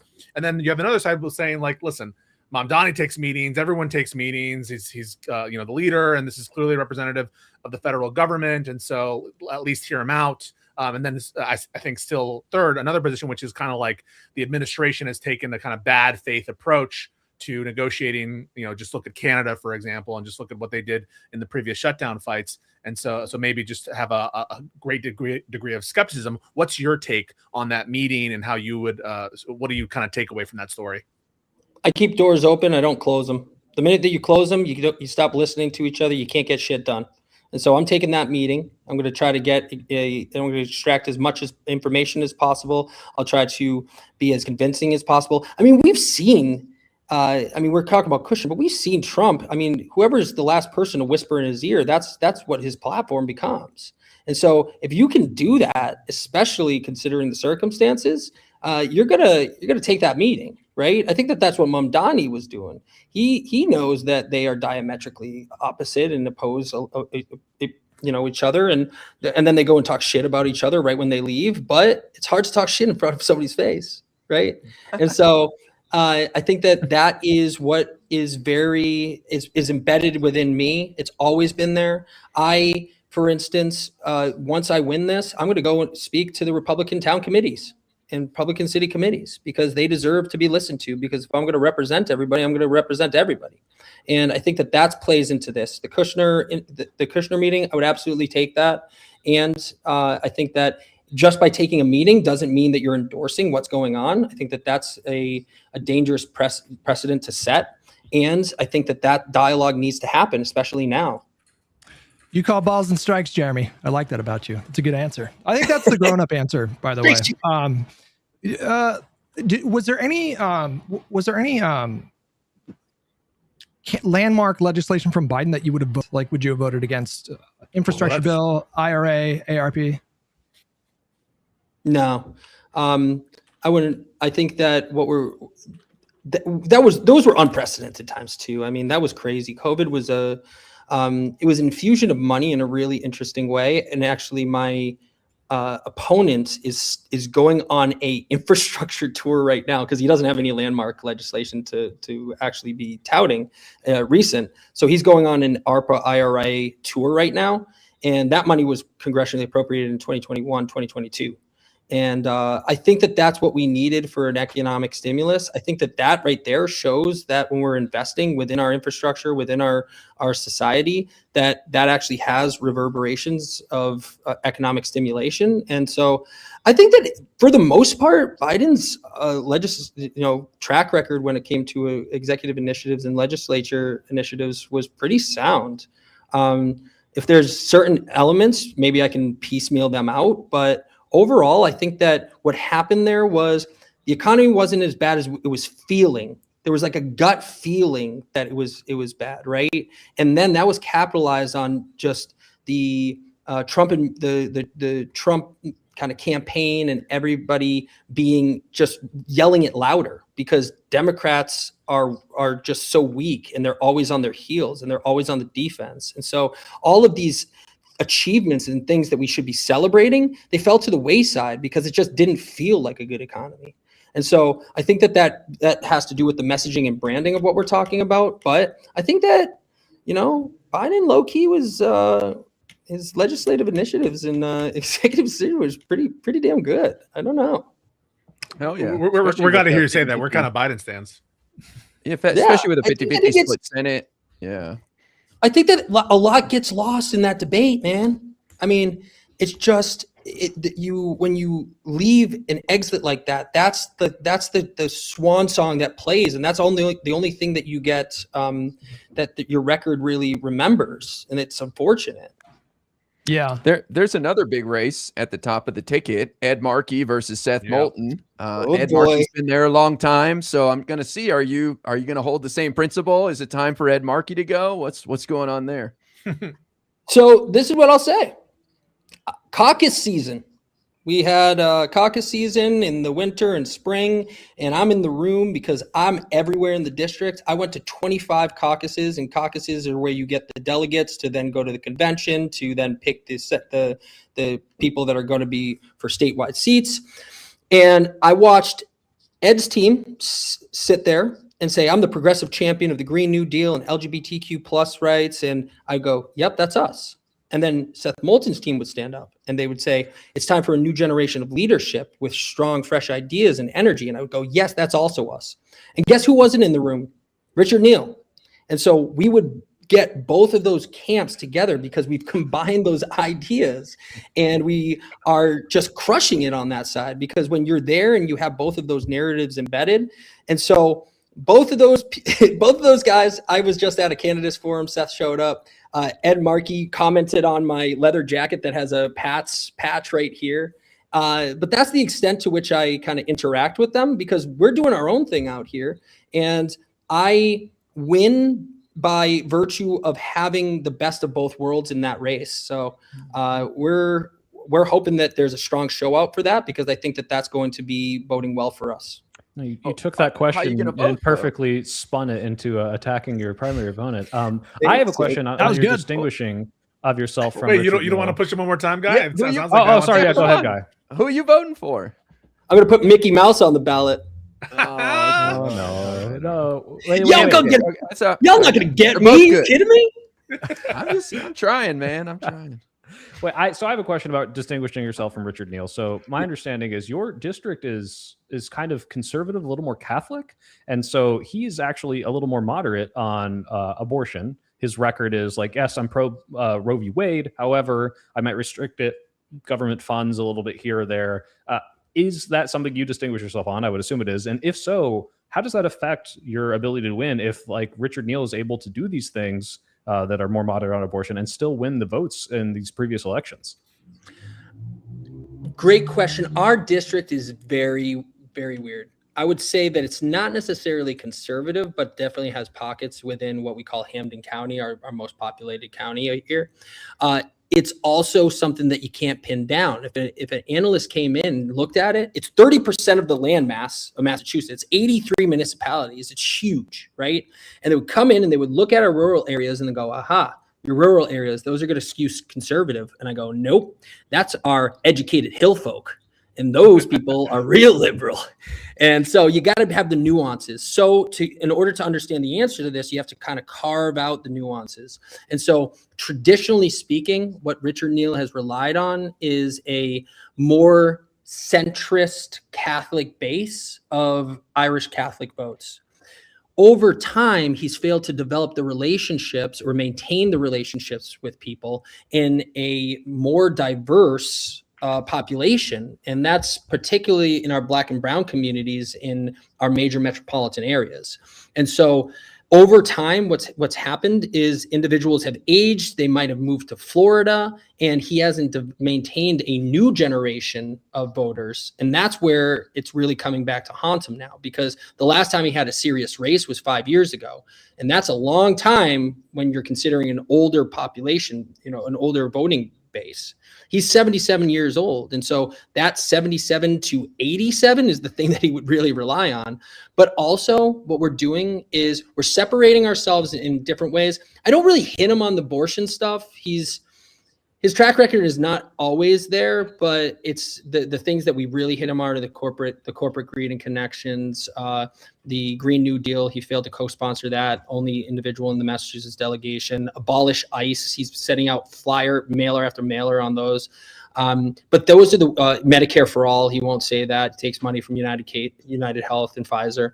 And so you put all of that together and we really do distinguish ourselves, and we appeal to a good swath of what would I consider that 18 to 35, put that to 45, 50. So the 18 to 50. But now I just came from a senior living facility today, and I'm in that room and they're looking, we're really vibing, and they're seeing the authentic way in which we're doing this. My story is hitting with them as like a teacher, and I'm winning entire rooms because of the way in which they see me and trust me. They see me as potentially their son or their grandson, and they understand that it's time. And so that's the real distinguishing factor for this, is that generational change that's not threatening or not ageist, and it's hitting on some other platform values that he simply can't endorse because he takes so much goddamn corporate money.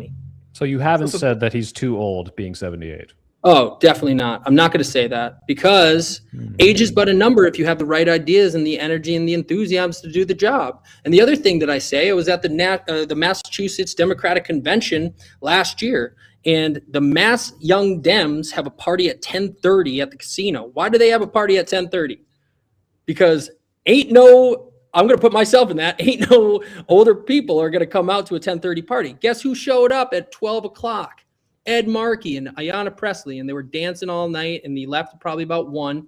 Like I said, age is but a number if you have the right ideas and you're consistent in your convictions and your principles and values. The problem is we have none of that. We have none of that in Mass 1. So that's what we're doing. We're bridging generations. I want to respect my elders and connect them with a younger, energetic base that wants that change. Don't want to alienate anybody, because we need everybody to be on board, united on this front. I don't live in Massachusetts, but you lost my ageist vote there. I'm a young, fresh blood voter. Local issues matter, of course, and you seem well steeped in the issues of your district. But if you win, you're going to be a member of the U.S. House of Representatives, and there are issues very far away that you're going to be called to vote on. Where do you stand on Ukraine funding? Ukraine funding. Ukraine is an ally, and we're seeing a sovereign nation be threatened by a dictatorship, essentially. And we need to aid. I'm endorsed by Mass Peace Action and Peace Action National, and that is not incongruent with the thought. It's defending a nation that is under attack, and we need to support. It's something that we kind of low key forgot about, and we don't hear enough about, and that still is waging. And when you don't actually have attention to what's going on, that's when real problems start to arise, because that's when funding dries up, and that's when more territory is ceded, and that's where Putin wins. And we can't allow that to happen. My grandfather, I got a World War II flag right here. I took this to the beaches of Normandy with a bunch of World War II guys over here. My grandfather was in World War II in Korea and Vietnam, and he was fighting against similar dictatorships and similar kind of entities. And we gotta be standing up for Ukraine at this time. Friend of the show, Dylan Burns, and creator of Track Ukraine, is salivating at that answer. I can already imagine his reaction. Well, I was going to go to the next hot button issue when it comes to international politics. You speak about the need for funding in Ukraine. Where do you stand on funding for Israel, either military, defensive, or any of it? Yeah, I just had so I went to this town Democratic picnic, and I went in and I immediately got lit up by this woman on this topic. But I always tell it straight. I side with the International Association of Genocide Scholars that say that there is a genocide taking place in Gaza, and it's not just them. It is what I've seen with my own eyes, what I've read about, what I've seen, and it's important to say those words because it is the first part of coming to the solution. And what is that solution? It's immediate humanitarian aid in. It's the defunding of any military operations for Israel. It's an intense scrutiny of defensive funding for Israel, because you're just going to take that money that you would save in that and shift it over to offensive armaments. So it's a true ceasefire that we need to be looking at. It's strengthening of diplomatic relations. And at the same time, it's a cultural delineation that says the Netanyahu regime does not necessarily represent the Israeli sentiments, in the same way that the Trump administration does not represent the sentiments of the American people. And that's really important, because you can't just lump in everything. It's not just black and white. And it goes a step further. I have on my website, and I get lit up. I don't know why I get lit up for this, but you get lit up for everything in politics. Of course, yeah. It says, end the genocide in Gaza and protect our Jewish communities. And why does it say that? Because on the flip side of that, there's a backlash to the backlash that we're seeing in our communities here, that is a misdirected hostility that is creating dangerous situations based on anti-Semitism of our Jewish communities. And so there was one synagogue that was around before October 7th. Their security budget was $7,000. Now it's $47,000. And that's a legitimate increase. And there's legitimate fear that underlies some of our Jewish communities here. And I want to protect them. That shouldn't be the result of what's going on. We should be fighting to end the genocide in Gaza, and we also should be separating that from the Netanyahu regime and protecting our Jewish communities and not convoluting the situation. Wait, did you say you're getting flack because you said protect Jewish communities? Like, that's a controversial statement? Oh, yeah. Wow. I shit you not. I had somebody yell at me. I was at a Holocaust remembrance ceremony, and I take pictures. And so I took a picture of a whole bunch of people. It was very profound, very solemn event. And there was a 90-plus-year-old woman that is lighting a menorah who survived the Holocaust. And somebody yelled at me because I didn't denounce the genocide in Gaza on the Holocaust remembrance post. That's what happens when you run for Congress. That's crazy. That's just what happens in life these days, just for the record. Yes, but, I mean, you're touching on one subject that's the source of a lot of tension within the Democratic Party right now. Obviously, Israel-Palestine is a flashpoint issue. You also have a sort of tension about whether or not older members of the Congress should be stepping aside, making room for the new generation. There's a lot of people that are pushing the party to put up more of a fight against this administration. You have tension between the progressive wing and the more kind of, we might call it like moderate wing of the party that's been, I think, like increasing for the last couple of decades pretty intensely. I'm curious about what you think about what would your vision for the Democratic Party and for Democratic Party leadership be, with the goal of trying to foment more of like an actual coalition within the party? Like how would you want to see leadership try to address these tensions and make as many people happy as possible? I think humanize the situation.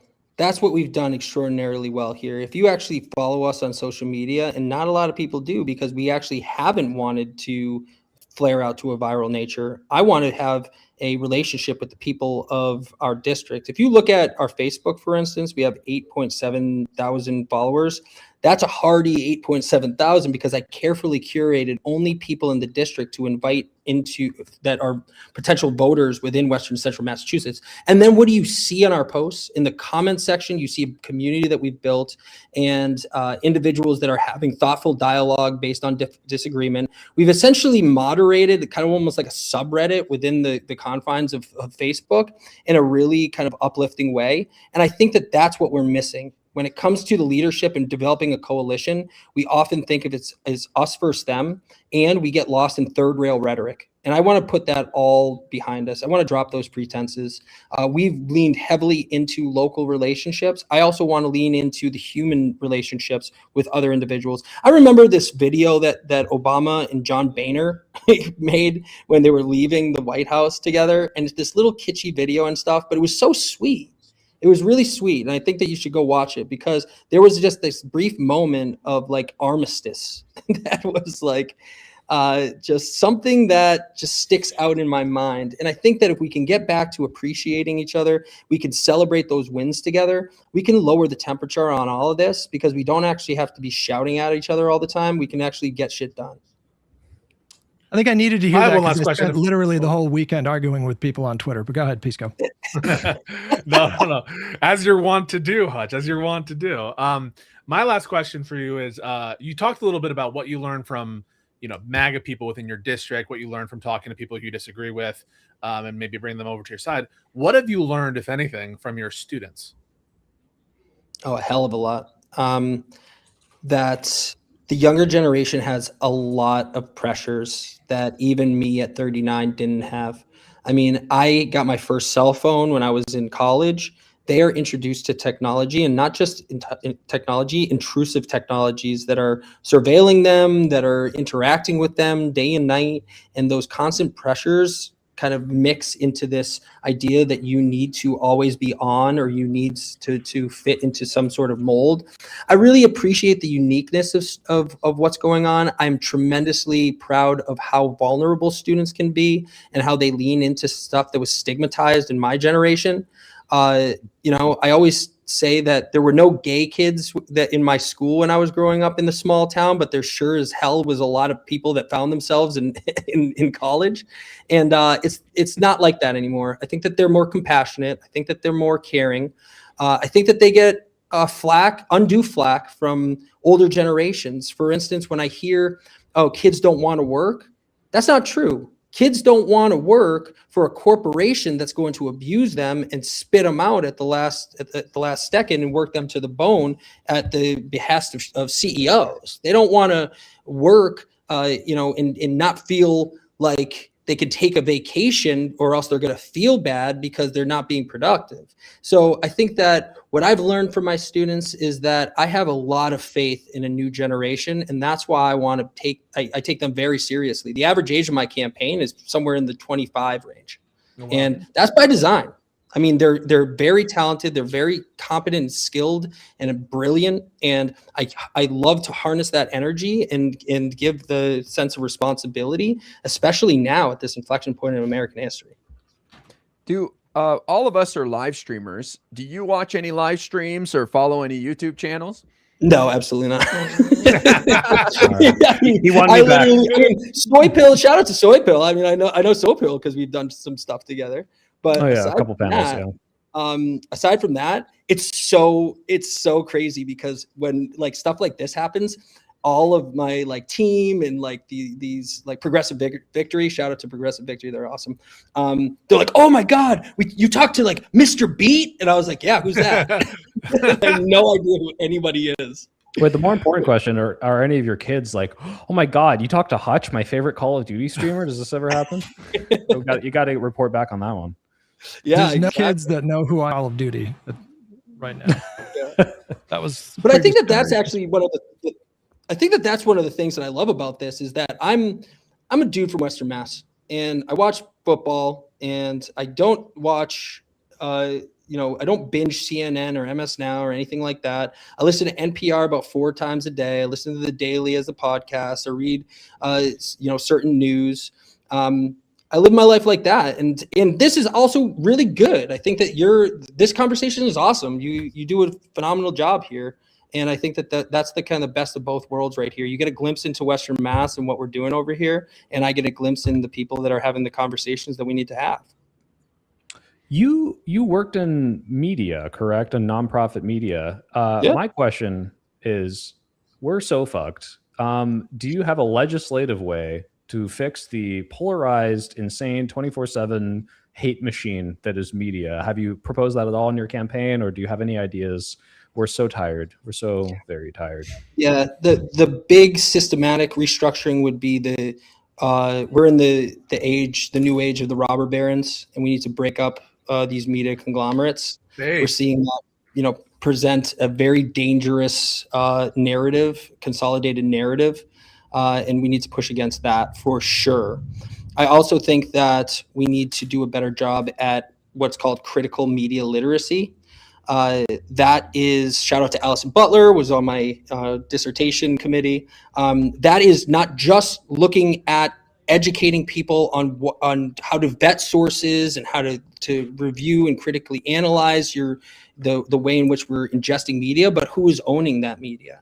And we have to educate younger generations and older generations. Like, you share a meme and automatically think that is the gospel truth. Like, oh shit, we are in trouble, And so I think that those are a couple of ways. And then, my doctorate is in mathematics, science, and learning technologies in the College of Ed, and my side quest was artificial intelligence. And I really think that we're going to see things coming down the pipeline that we're already seeing scary things, but we need individuals in the room that are understanding what an LLM is and not just seeing it as letters. And we need competent people to be at the forefront of these discussions. And so I think that those are the things that stick out, not just in media, but technology in general. Okay. I had a couple more questions. What's your go-to Dunkin' order? What's your favorite Pat's moment ever? First off, Dunkin' is a lie. Absolute lie. No way. In Western Massachusetts, we have Cumbies, okay? You go build your own coffee like an actual plebe, and that order is you fill it up halfway with skim milk, halfway with coffee. You have 3 Splenda and 3 caramel macchiatos, and then you look both ways and drink as much as possible because they went from $1 to $2.66, so you get your money's worth, and then you fill it all the way back up to the top, and that's your order. But if it was Dunkin', I would say pumpkin spice because I'm a basic girl. And Pat's moment? Pat's moment would have to be Deflategate. Shut up with that shit. I would say the Malcolm Butler on the goal line catch, absolutely electric. That's going to go down in the annals of history. Already has, and then and seeing Sherman's face like like that. But then watching the entirety of the 28-3 comeback, I went home immediately and put on my leather jacket, which it's a very special thing to get a patch. I immediately got the patch for the Super Bowl on that one. But those are definitely the two that stick out. I turned that game off and took a fucking nap. Excuse, I don't know if I should be saying the F word right, but I took a nap when it was 28-3, and I come back and I missed the most amazing game ever. Apparently, how much time do you have, Jeremy? I'm good. I'm vibing. This is great.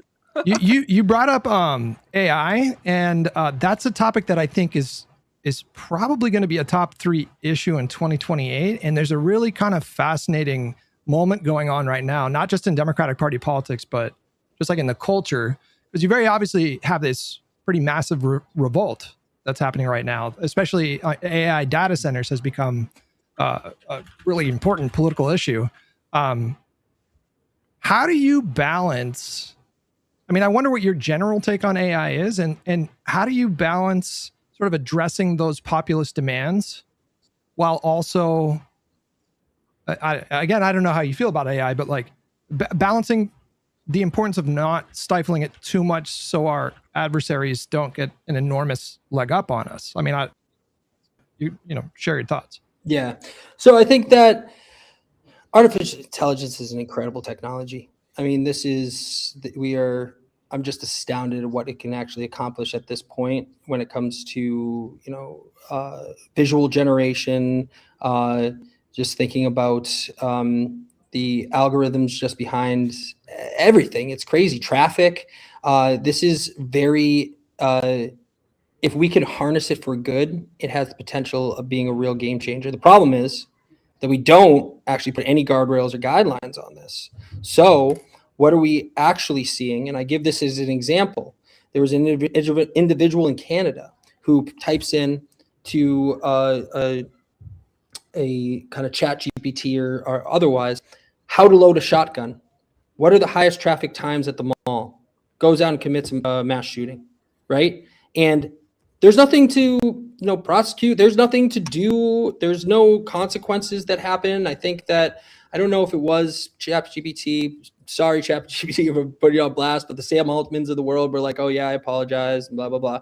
But like, there should be guardrails and guidelines in place, because it's not only what we're seeing is a potential devastation of jobs, and as we kind of cut corners from CEOs at the behest of shareholders, but it's taken a social, emotional toll as well.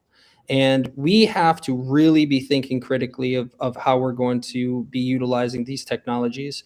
On the data center front, we're having those on the municipal level. There's a city that's around. There was proposed, I think it was $1 billion data center, and pun intended, it was dead in the water because the infrastructure out here in an antiquated, New England system, we couldn't have the water capacity. A typical industry is using 10 to 30,000 gallons of water a day. These data centers are gobbling up somewhere in the ballpark of 500 to 1.5 million plus a day.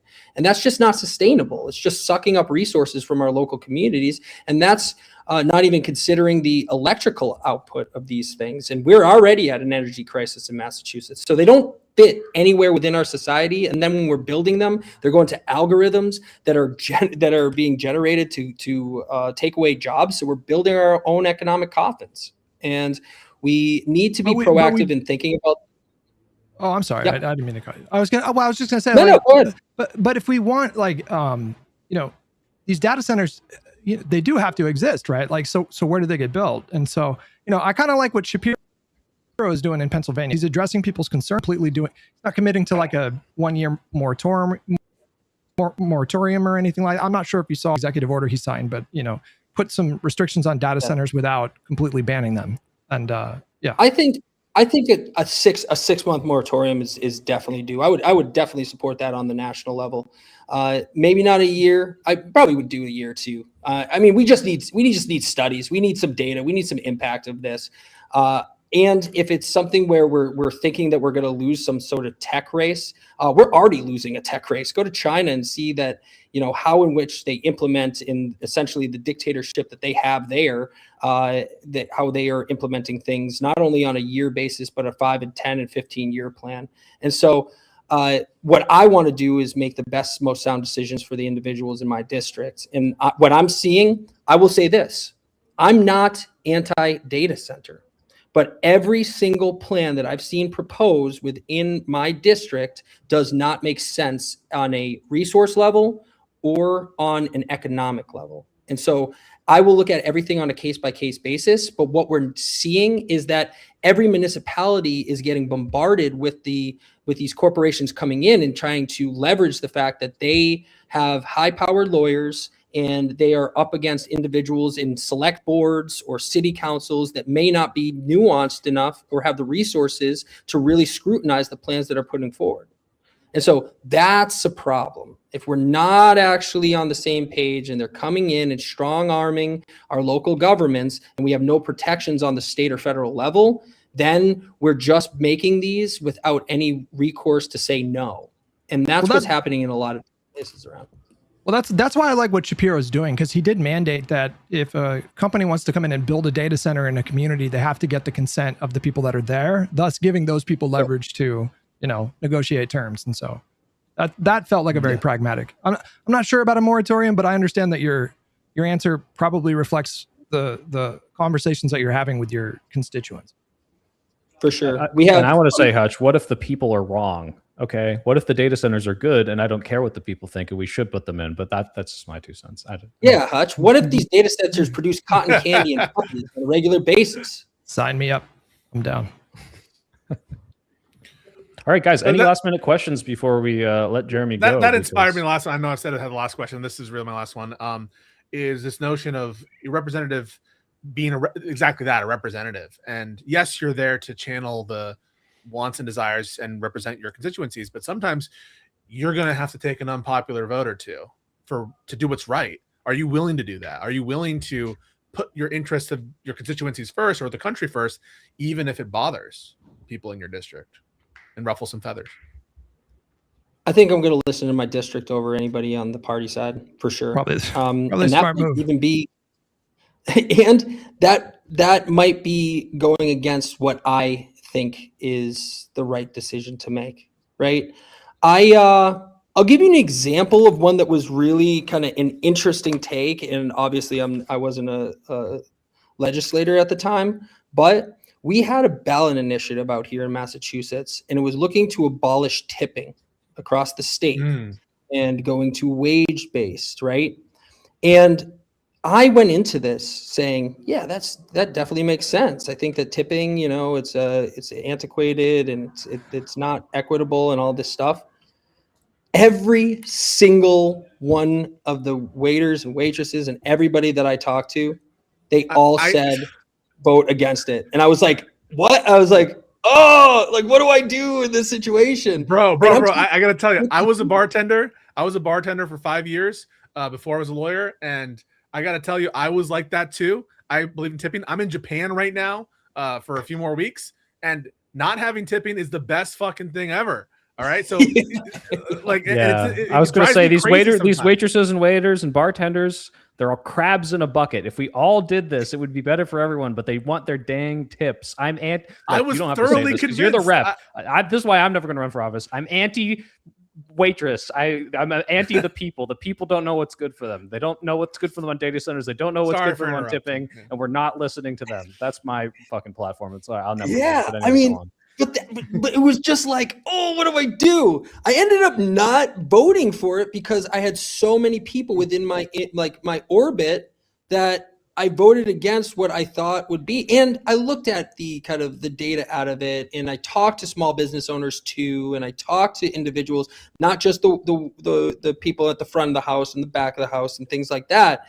And it wasn't like people were getting brainwashed by some sort of, you know, top-down advertisement marketing campaign. This was me talking to individuals and then being like, dang, I mean, maybe, you know, in some other rendition, or if we can, you know, we can have further discussion. But I think that that's how I would legislate as well. I'd be like, I don't think this is right, but if everybody is thinking that's in my district, then I'm going to go with the people in the district, whether I like it or not. I don't envision that happening a lot. And I think that me putting my foot on, you know, or drawing a line in the sand or standing on my convictions, people like that direction. Even conservatives like that direction. When I just tell them straight up, yeah, I remember a time when there was an assault rifle ban when I was in, high school, and I watched it lapse, and we should have that back, to a person that's a vehement supporter of the Second Amendment. They're like, damn, we disagree, but I definitely like that you stick by your convictions. You know, I got a Whalen for Congress lawn sign in somebody's yard right next to the anti-gun control one, because they know that that's one piece of a larger pie or a larger puzzle, that they know me and they trust me, and that I'll show up, and we agree on a hell of a lot more than there is apart. I don't have a final question, but I just wanted to say I appreciate you running, because a lot of people have given up on the system and they're very pessimistic about things. You seem like you are an optimistic guy, and you're just a real person. You're a working class guy who wants to make things better. And a lot of people, I think, are drawn to socialism or more extreme ideologies because the system has failed them and they can't buy a house and they have $10,000 in credit card debt and they can't afford a health insurance.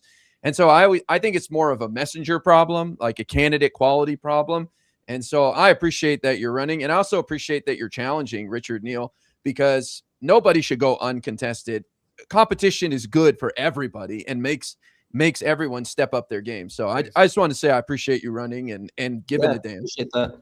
My final question is, are you German? Your last name is Whalen, and German word for voting is Whalen. What is it with you in Germany? I don't know if I'm German. I don't know what you want from me. All right. And I just don't know if that's a coincidence.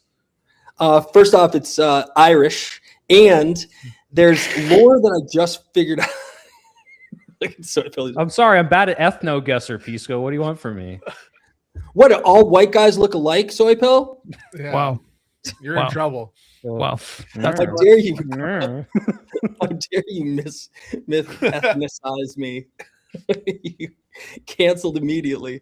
But no, it's Irish, and it actually, there's this crazy folklore behind it where it's like from Phelan, which is wolf, and there was like these werewolves that would protect children and people at night on the trails and in the roads. And I'm like, yeah. And then I don't know if this is actually true, but then like there was Phelan at one point, and that's like little wolf, and I'm like, damn. I was like, why couldn't I be like the 6-foot wolf? Why do I have to be the 5'6" on a good day wolf? You know? Hutch, any last minute questions? No, I appreciated you coming on a lot. I mean, I tell my stream all the time, I'm looking for politicians that are pushing for progressive policies, but don't like want to disband NATO and unironically like stand the Chinese Communist Party and are also pragmatic. And you checked a lot of boxes for me tonight. So yeah, I really enjoyed this conversation. Thanks for coming on. Yeah, anytime. What if people want to get involved? If people like you, if people live in your district, what can they do? Where should they go to direct their efforts to helping you out? Yeah, so if you want to help out, WhalenForCongressMA.com. If you look at my name, it's spelled weird. Everybody says Jerome, but WhalenForCongressMA.com. You can donate. We are in the last throes right now. We're doing great. You can volunteer. You can get a lawn sign. You can phone bank for us, all of that good stuff. If you are in district, early voting started August 22nd. You can go and vote tomorrow if you wanted. And so voting is the deadline for early voting is August 28th. And the actual primary is September 1st. And so don't just bring yourself. Make sure you're an active registered voter. You can go on Mass.gov site and look up that. And don't just vote yourself. Go bring 10, 20 people. Go tell grandma, go tell mom, go tell dad, go bring your best friend. We need everybody out there. We're feeling good. We are feeling good. So, and my motto is don't vote once, vote twice. Okay. Yes. Well, rein that in a bit. Jesus Christ. Whoa. Vote at your K-Pass. Please ignore him. Thank you so much for coming, and it was a great conversation. Yeah, much love, y'all. Bye-bye. I'll see you later. Best of luck. Peace out. All right. Wow. We should get what more are you doing? Oozes charisma. They're trying to prosecute local officials. Can you not? Wait, you can't joke about that? Voter fraud. Please don't candidates on you fucking psycho. If I get on Fox, Fox News wearing this outfit and they're like Democrats support voter fraud, I'll consider it a win. Defending Hassan really changed you. Now you're talking about Germany all the time. I don't know what's going on with you. Wow. All right, well, I'm going to put his link in the description. Josiah is telling us that El Sayed is on Fox and we should look at it. I don't know if anyone has a link for that, but is there a link? It's not that kind of show, is it? Do we do that? What? Like react to live shit? Listen, I mean, it's not. I gotta go. I mean, Hutch does that, and Guy does that, and you do that, and I'm seeing some of the clips coming out of it, and he, unsurprisingly, I just tweeted about it, but like one of his, I think strengths is he seems to be one of these guys that really likes to fight. Like, he kind of reminds me of Gavin Newsom a little bit. because that guy just loves arguing and fighting with Republicans. And I mean, these clips are. I like them. Well, I know exactly what he's going to say. Jesse Waters going to ask him about Hassan. He's going to go, the real problem is not the streamers. It's the unaffordability of life. Yeah. He's just going to deflect. He's not going to address it. No, but that's a skill, though. I'm saying that's a skill. And, he is a charming guy, and he is a skilled debater. I think he's got a lot of strengths as a politician for sure. Sure. I agree. Well, guys, a successful consolidation. The chats were bumping. We really appreciate you guys supporting the consolidated aspect of it. I think it's awesome, and I just am really excited for that going forward. So appreciate all of you, bearing with us on that. Yeah. All right. What's going on this week? Pisco. So this week, I think I'm lining up a couple conversations, not confirmed yet, but I have to start looking for MAGA debates because holy shit, they're hiding. The only people I'm talking to are Gibbs and sometimes a conservative deigns to grace us with their presence with their cam off. And so if you know any MAGA people in your life that you want to send my way, let me know. But yeah, that's the plan. And also we'll take another closer look at this Supreme Court opinion. We'll really, let that percolate. You and Guy should double team on TikTok. Bro, he's finding them. I haven't debated on TikTok in almost 3 months, man. There's just nobody. It's ghost town over there. I mean, that's a good sign then. Isn't Admiral Gibbs rancher or something, Pisco? He's a beef farmer. Yeah, he was this would be a great time to kick his ass on Trump allowing cheap beef in. I'm sure he's got some feelings. I'd love to see him defend Trump on this one. He is just going through the motions. It's actually a bit sad. One thing that I really enjoyed, actually, and I don't know what you guys think about this, was watching Rob Noor, Ryan Mullally, and Andrew Wilson deal with all the conspiracy nuts that they're usually at the vanguard of that, pushing election fraud stuff, COVID stuff, having to deal with epistemically cooked individuals. It's just very enjoyable. So I highly and unironically recommend a lot of recent Rob Noor videos to watch him struggle to convince these 2 IQ Candace Owens supporters that Charlie Kirk was assassinated by a bullet. Wait, is Ryan Mullally, is that the guy who beat you in a debate 3 times? Oh, 3. Why stop there? It was 7 times and it was overwhelming. Yeah. Guy, what's going on with you this week? Apparently not debating MAGA. No, I haven't been debating on TikTok for a while. It just dried up, man. I was sitting there for 30 minutes trying to rage bait people and couldn't get anywhere. So I'd like to, though. I've been jonesing to get back out there. So we'll see. But no, I don't have anything exciting. I'm just doing my Twitch thing. So if people want to come hang out, talk about what's going on, I might stream after this. We'll see. Do some El Sayed reacting. Yeah. Guys, go sub to IRI and go watch him stream if he chooses to after this stream. Yeah, Hutch, what are you doing?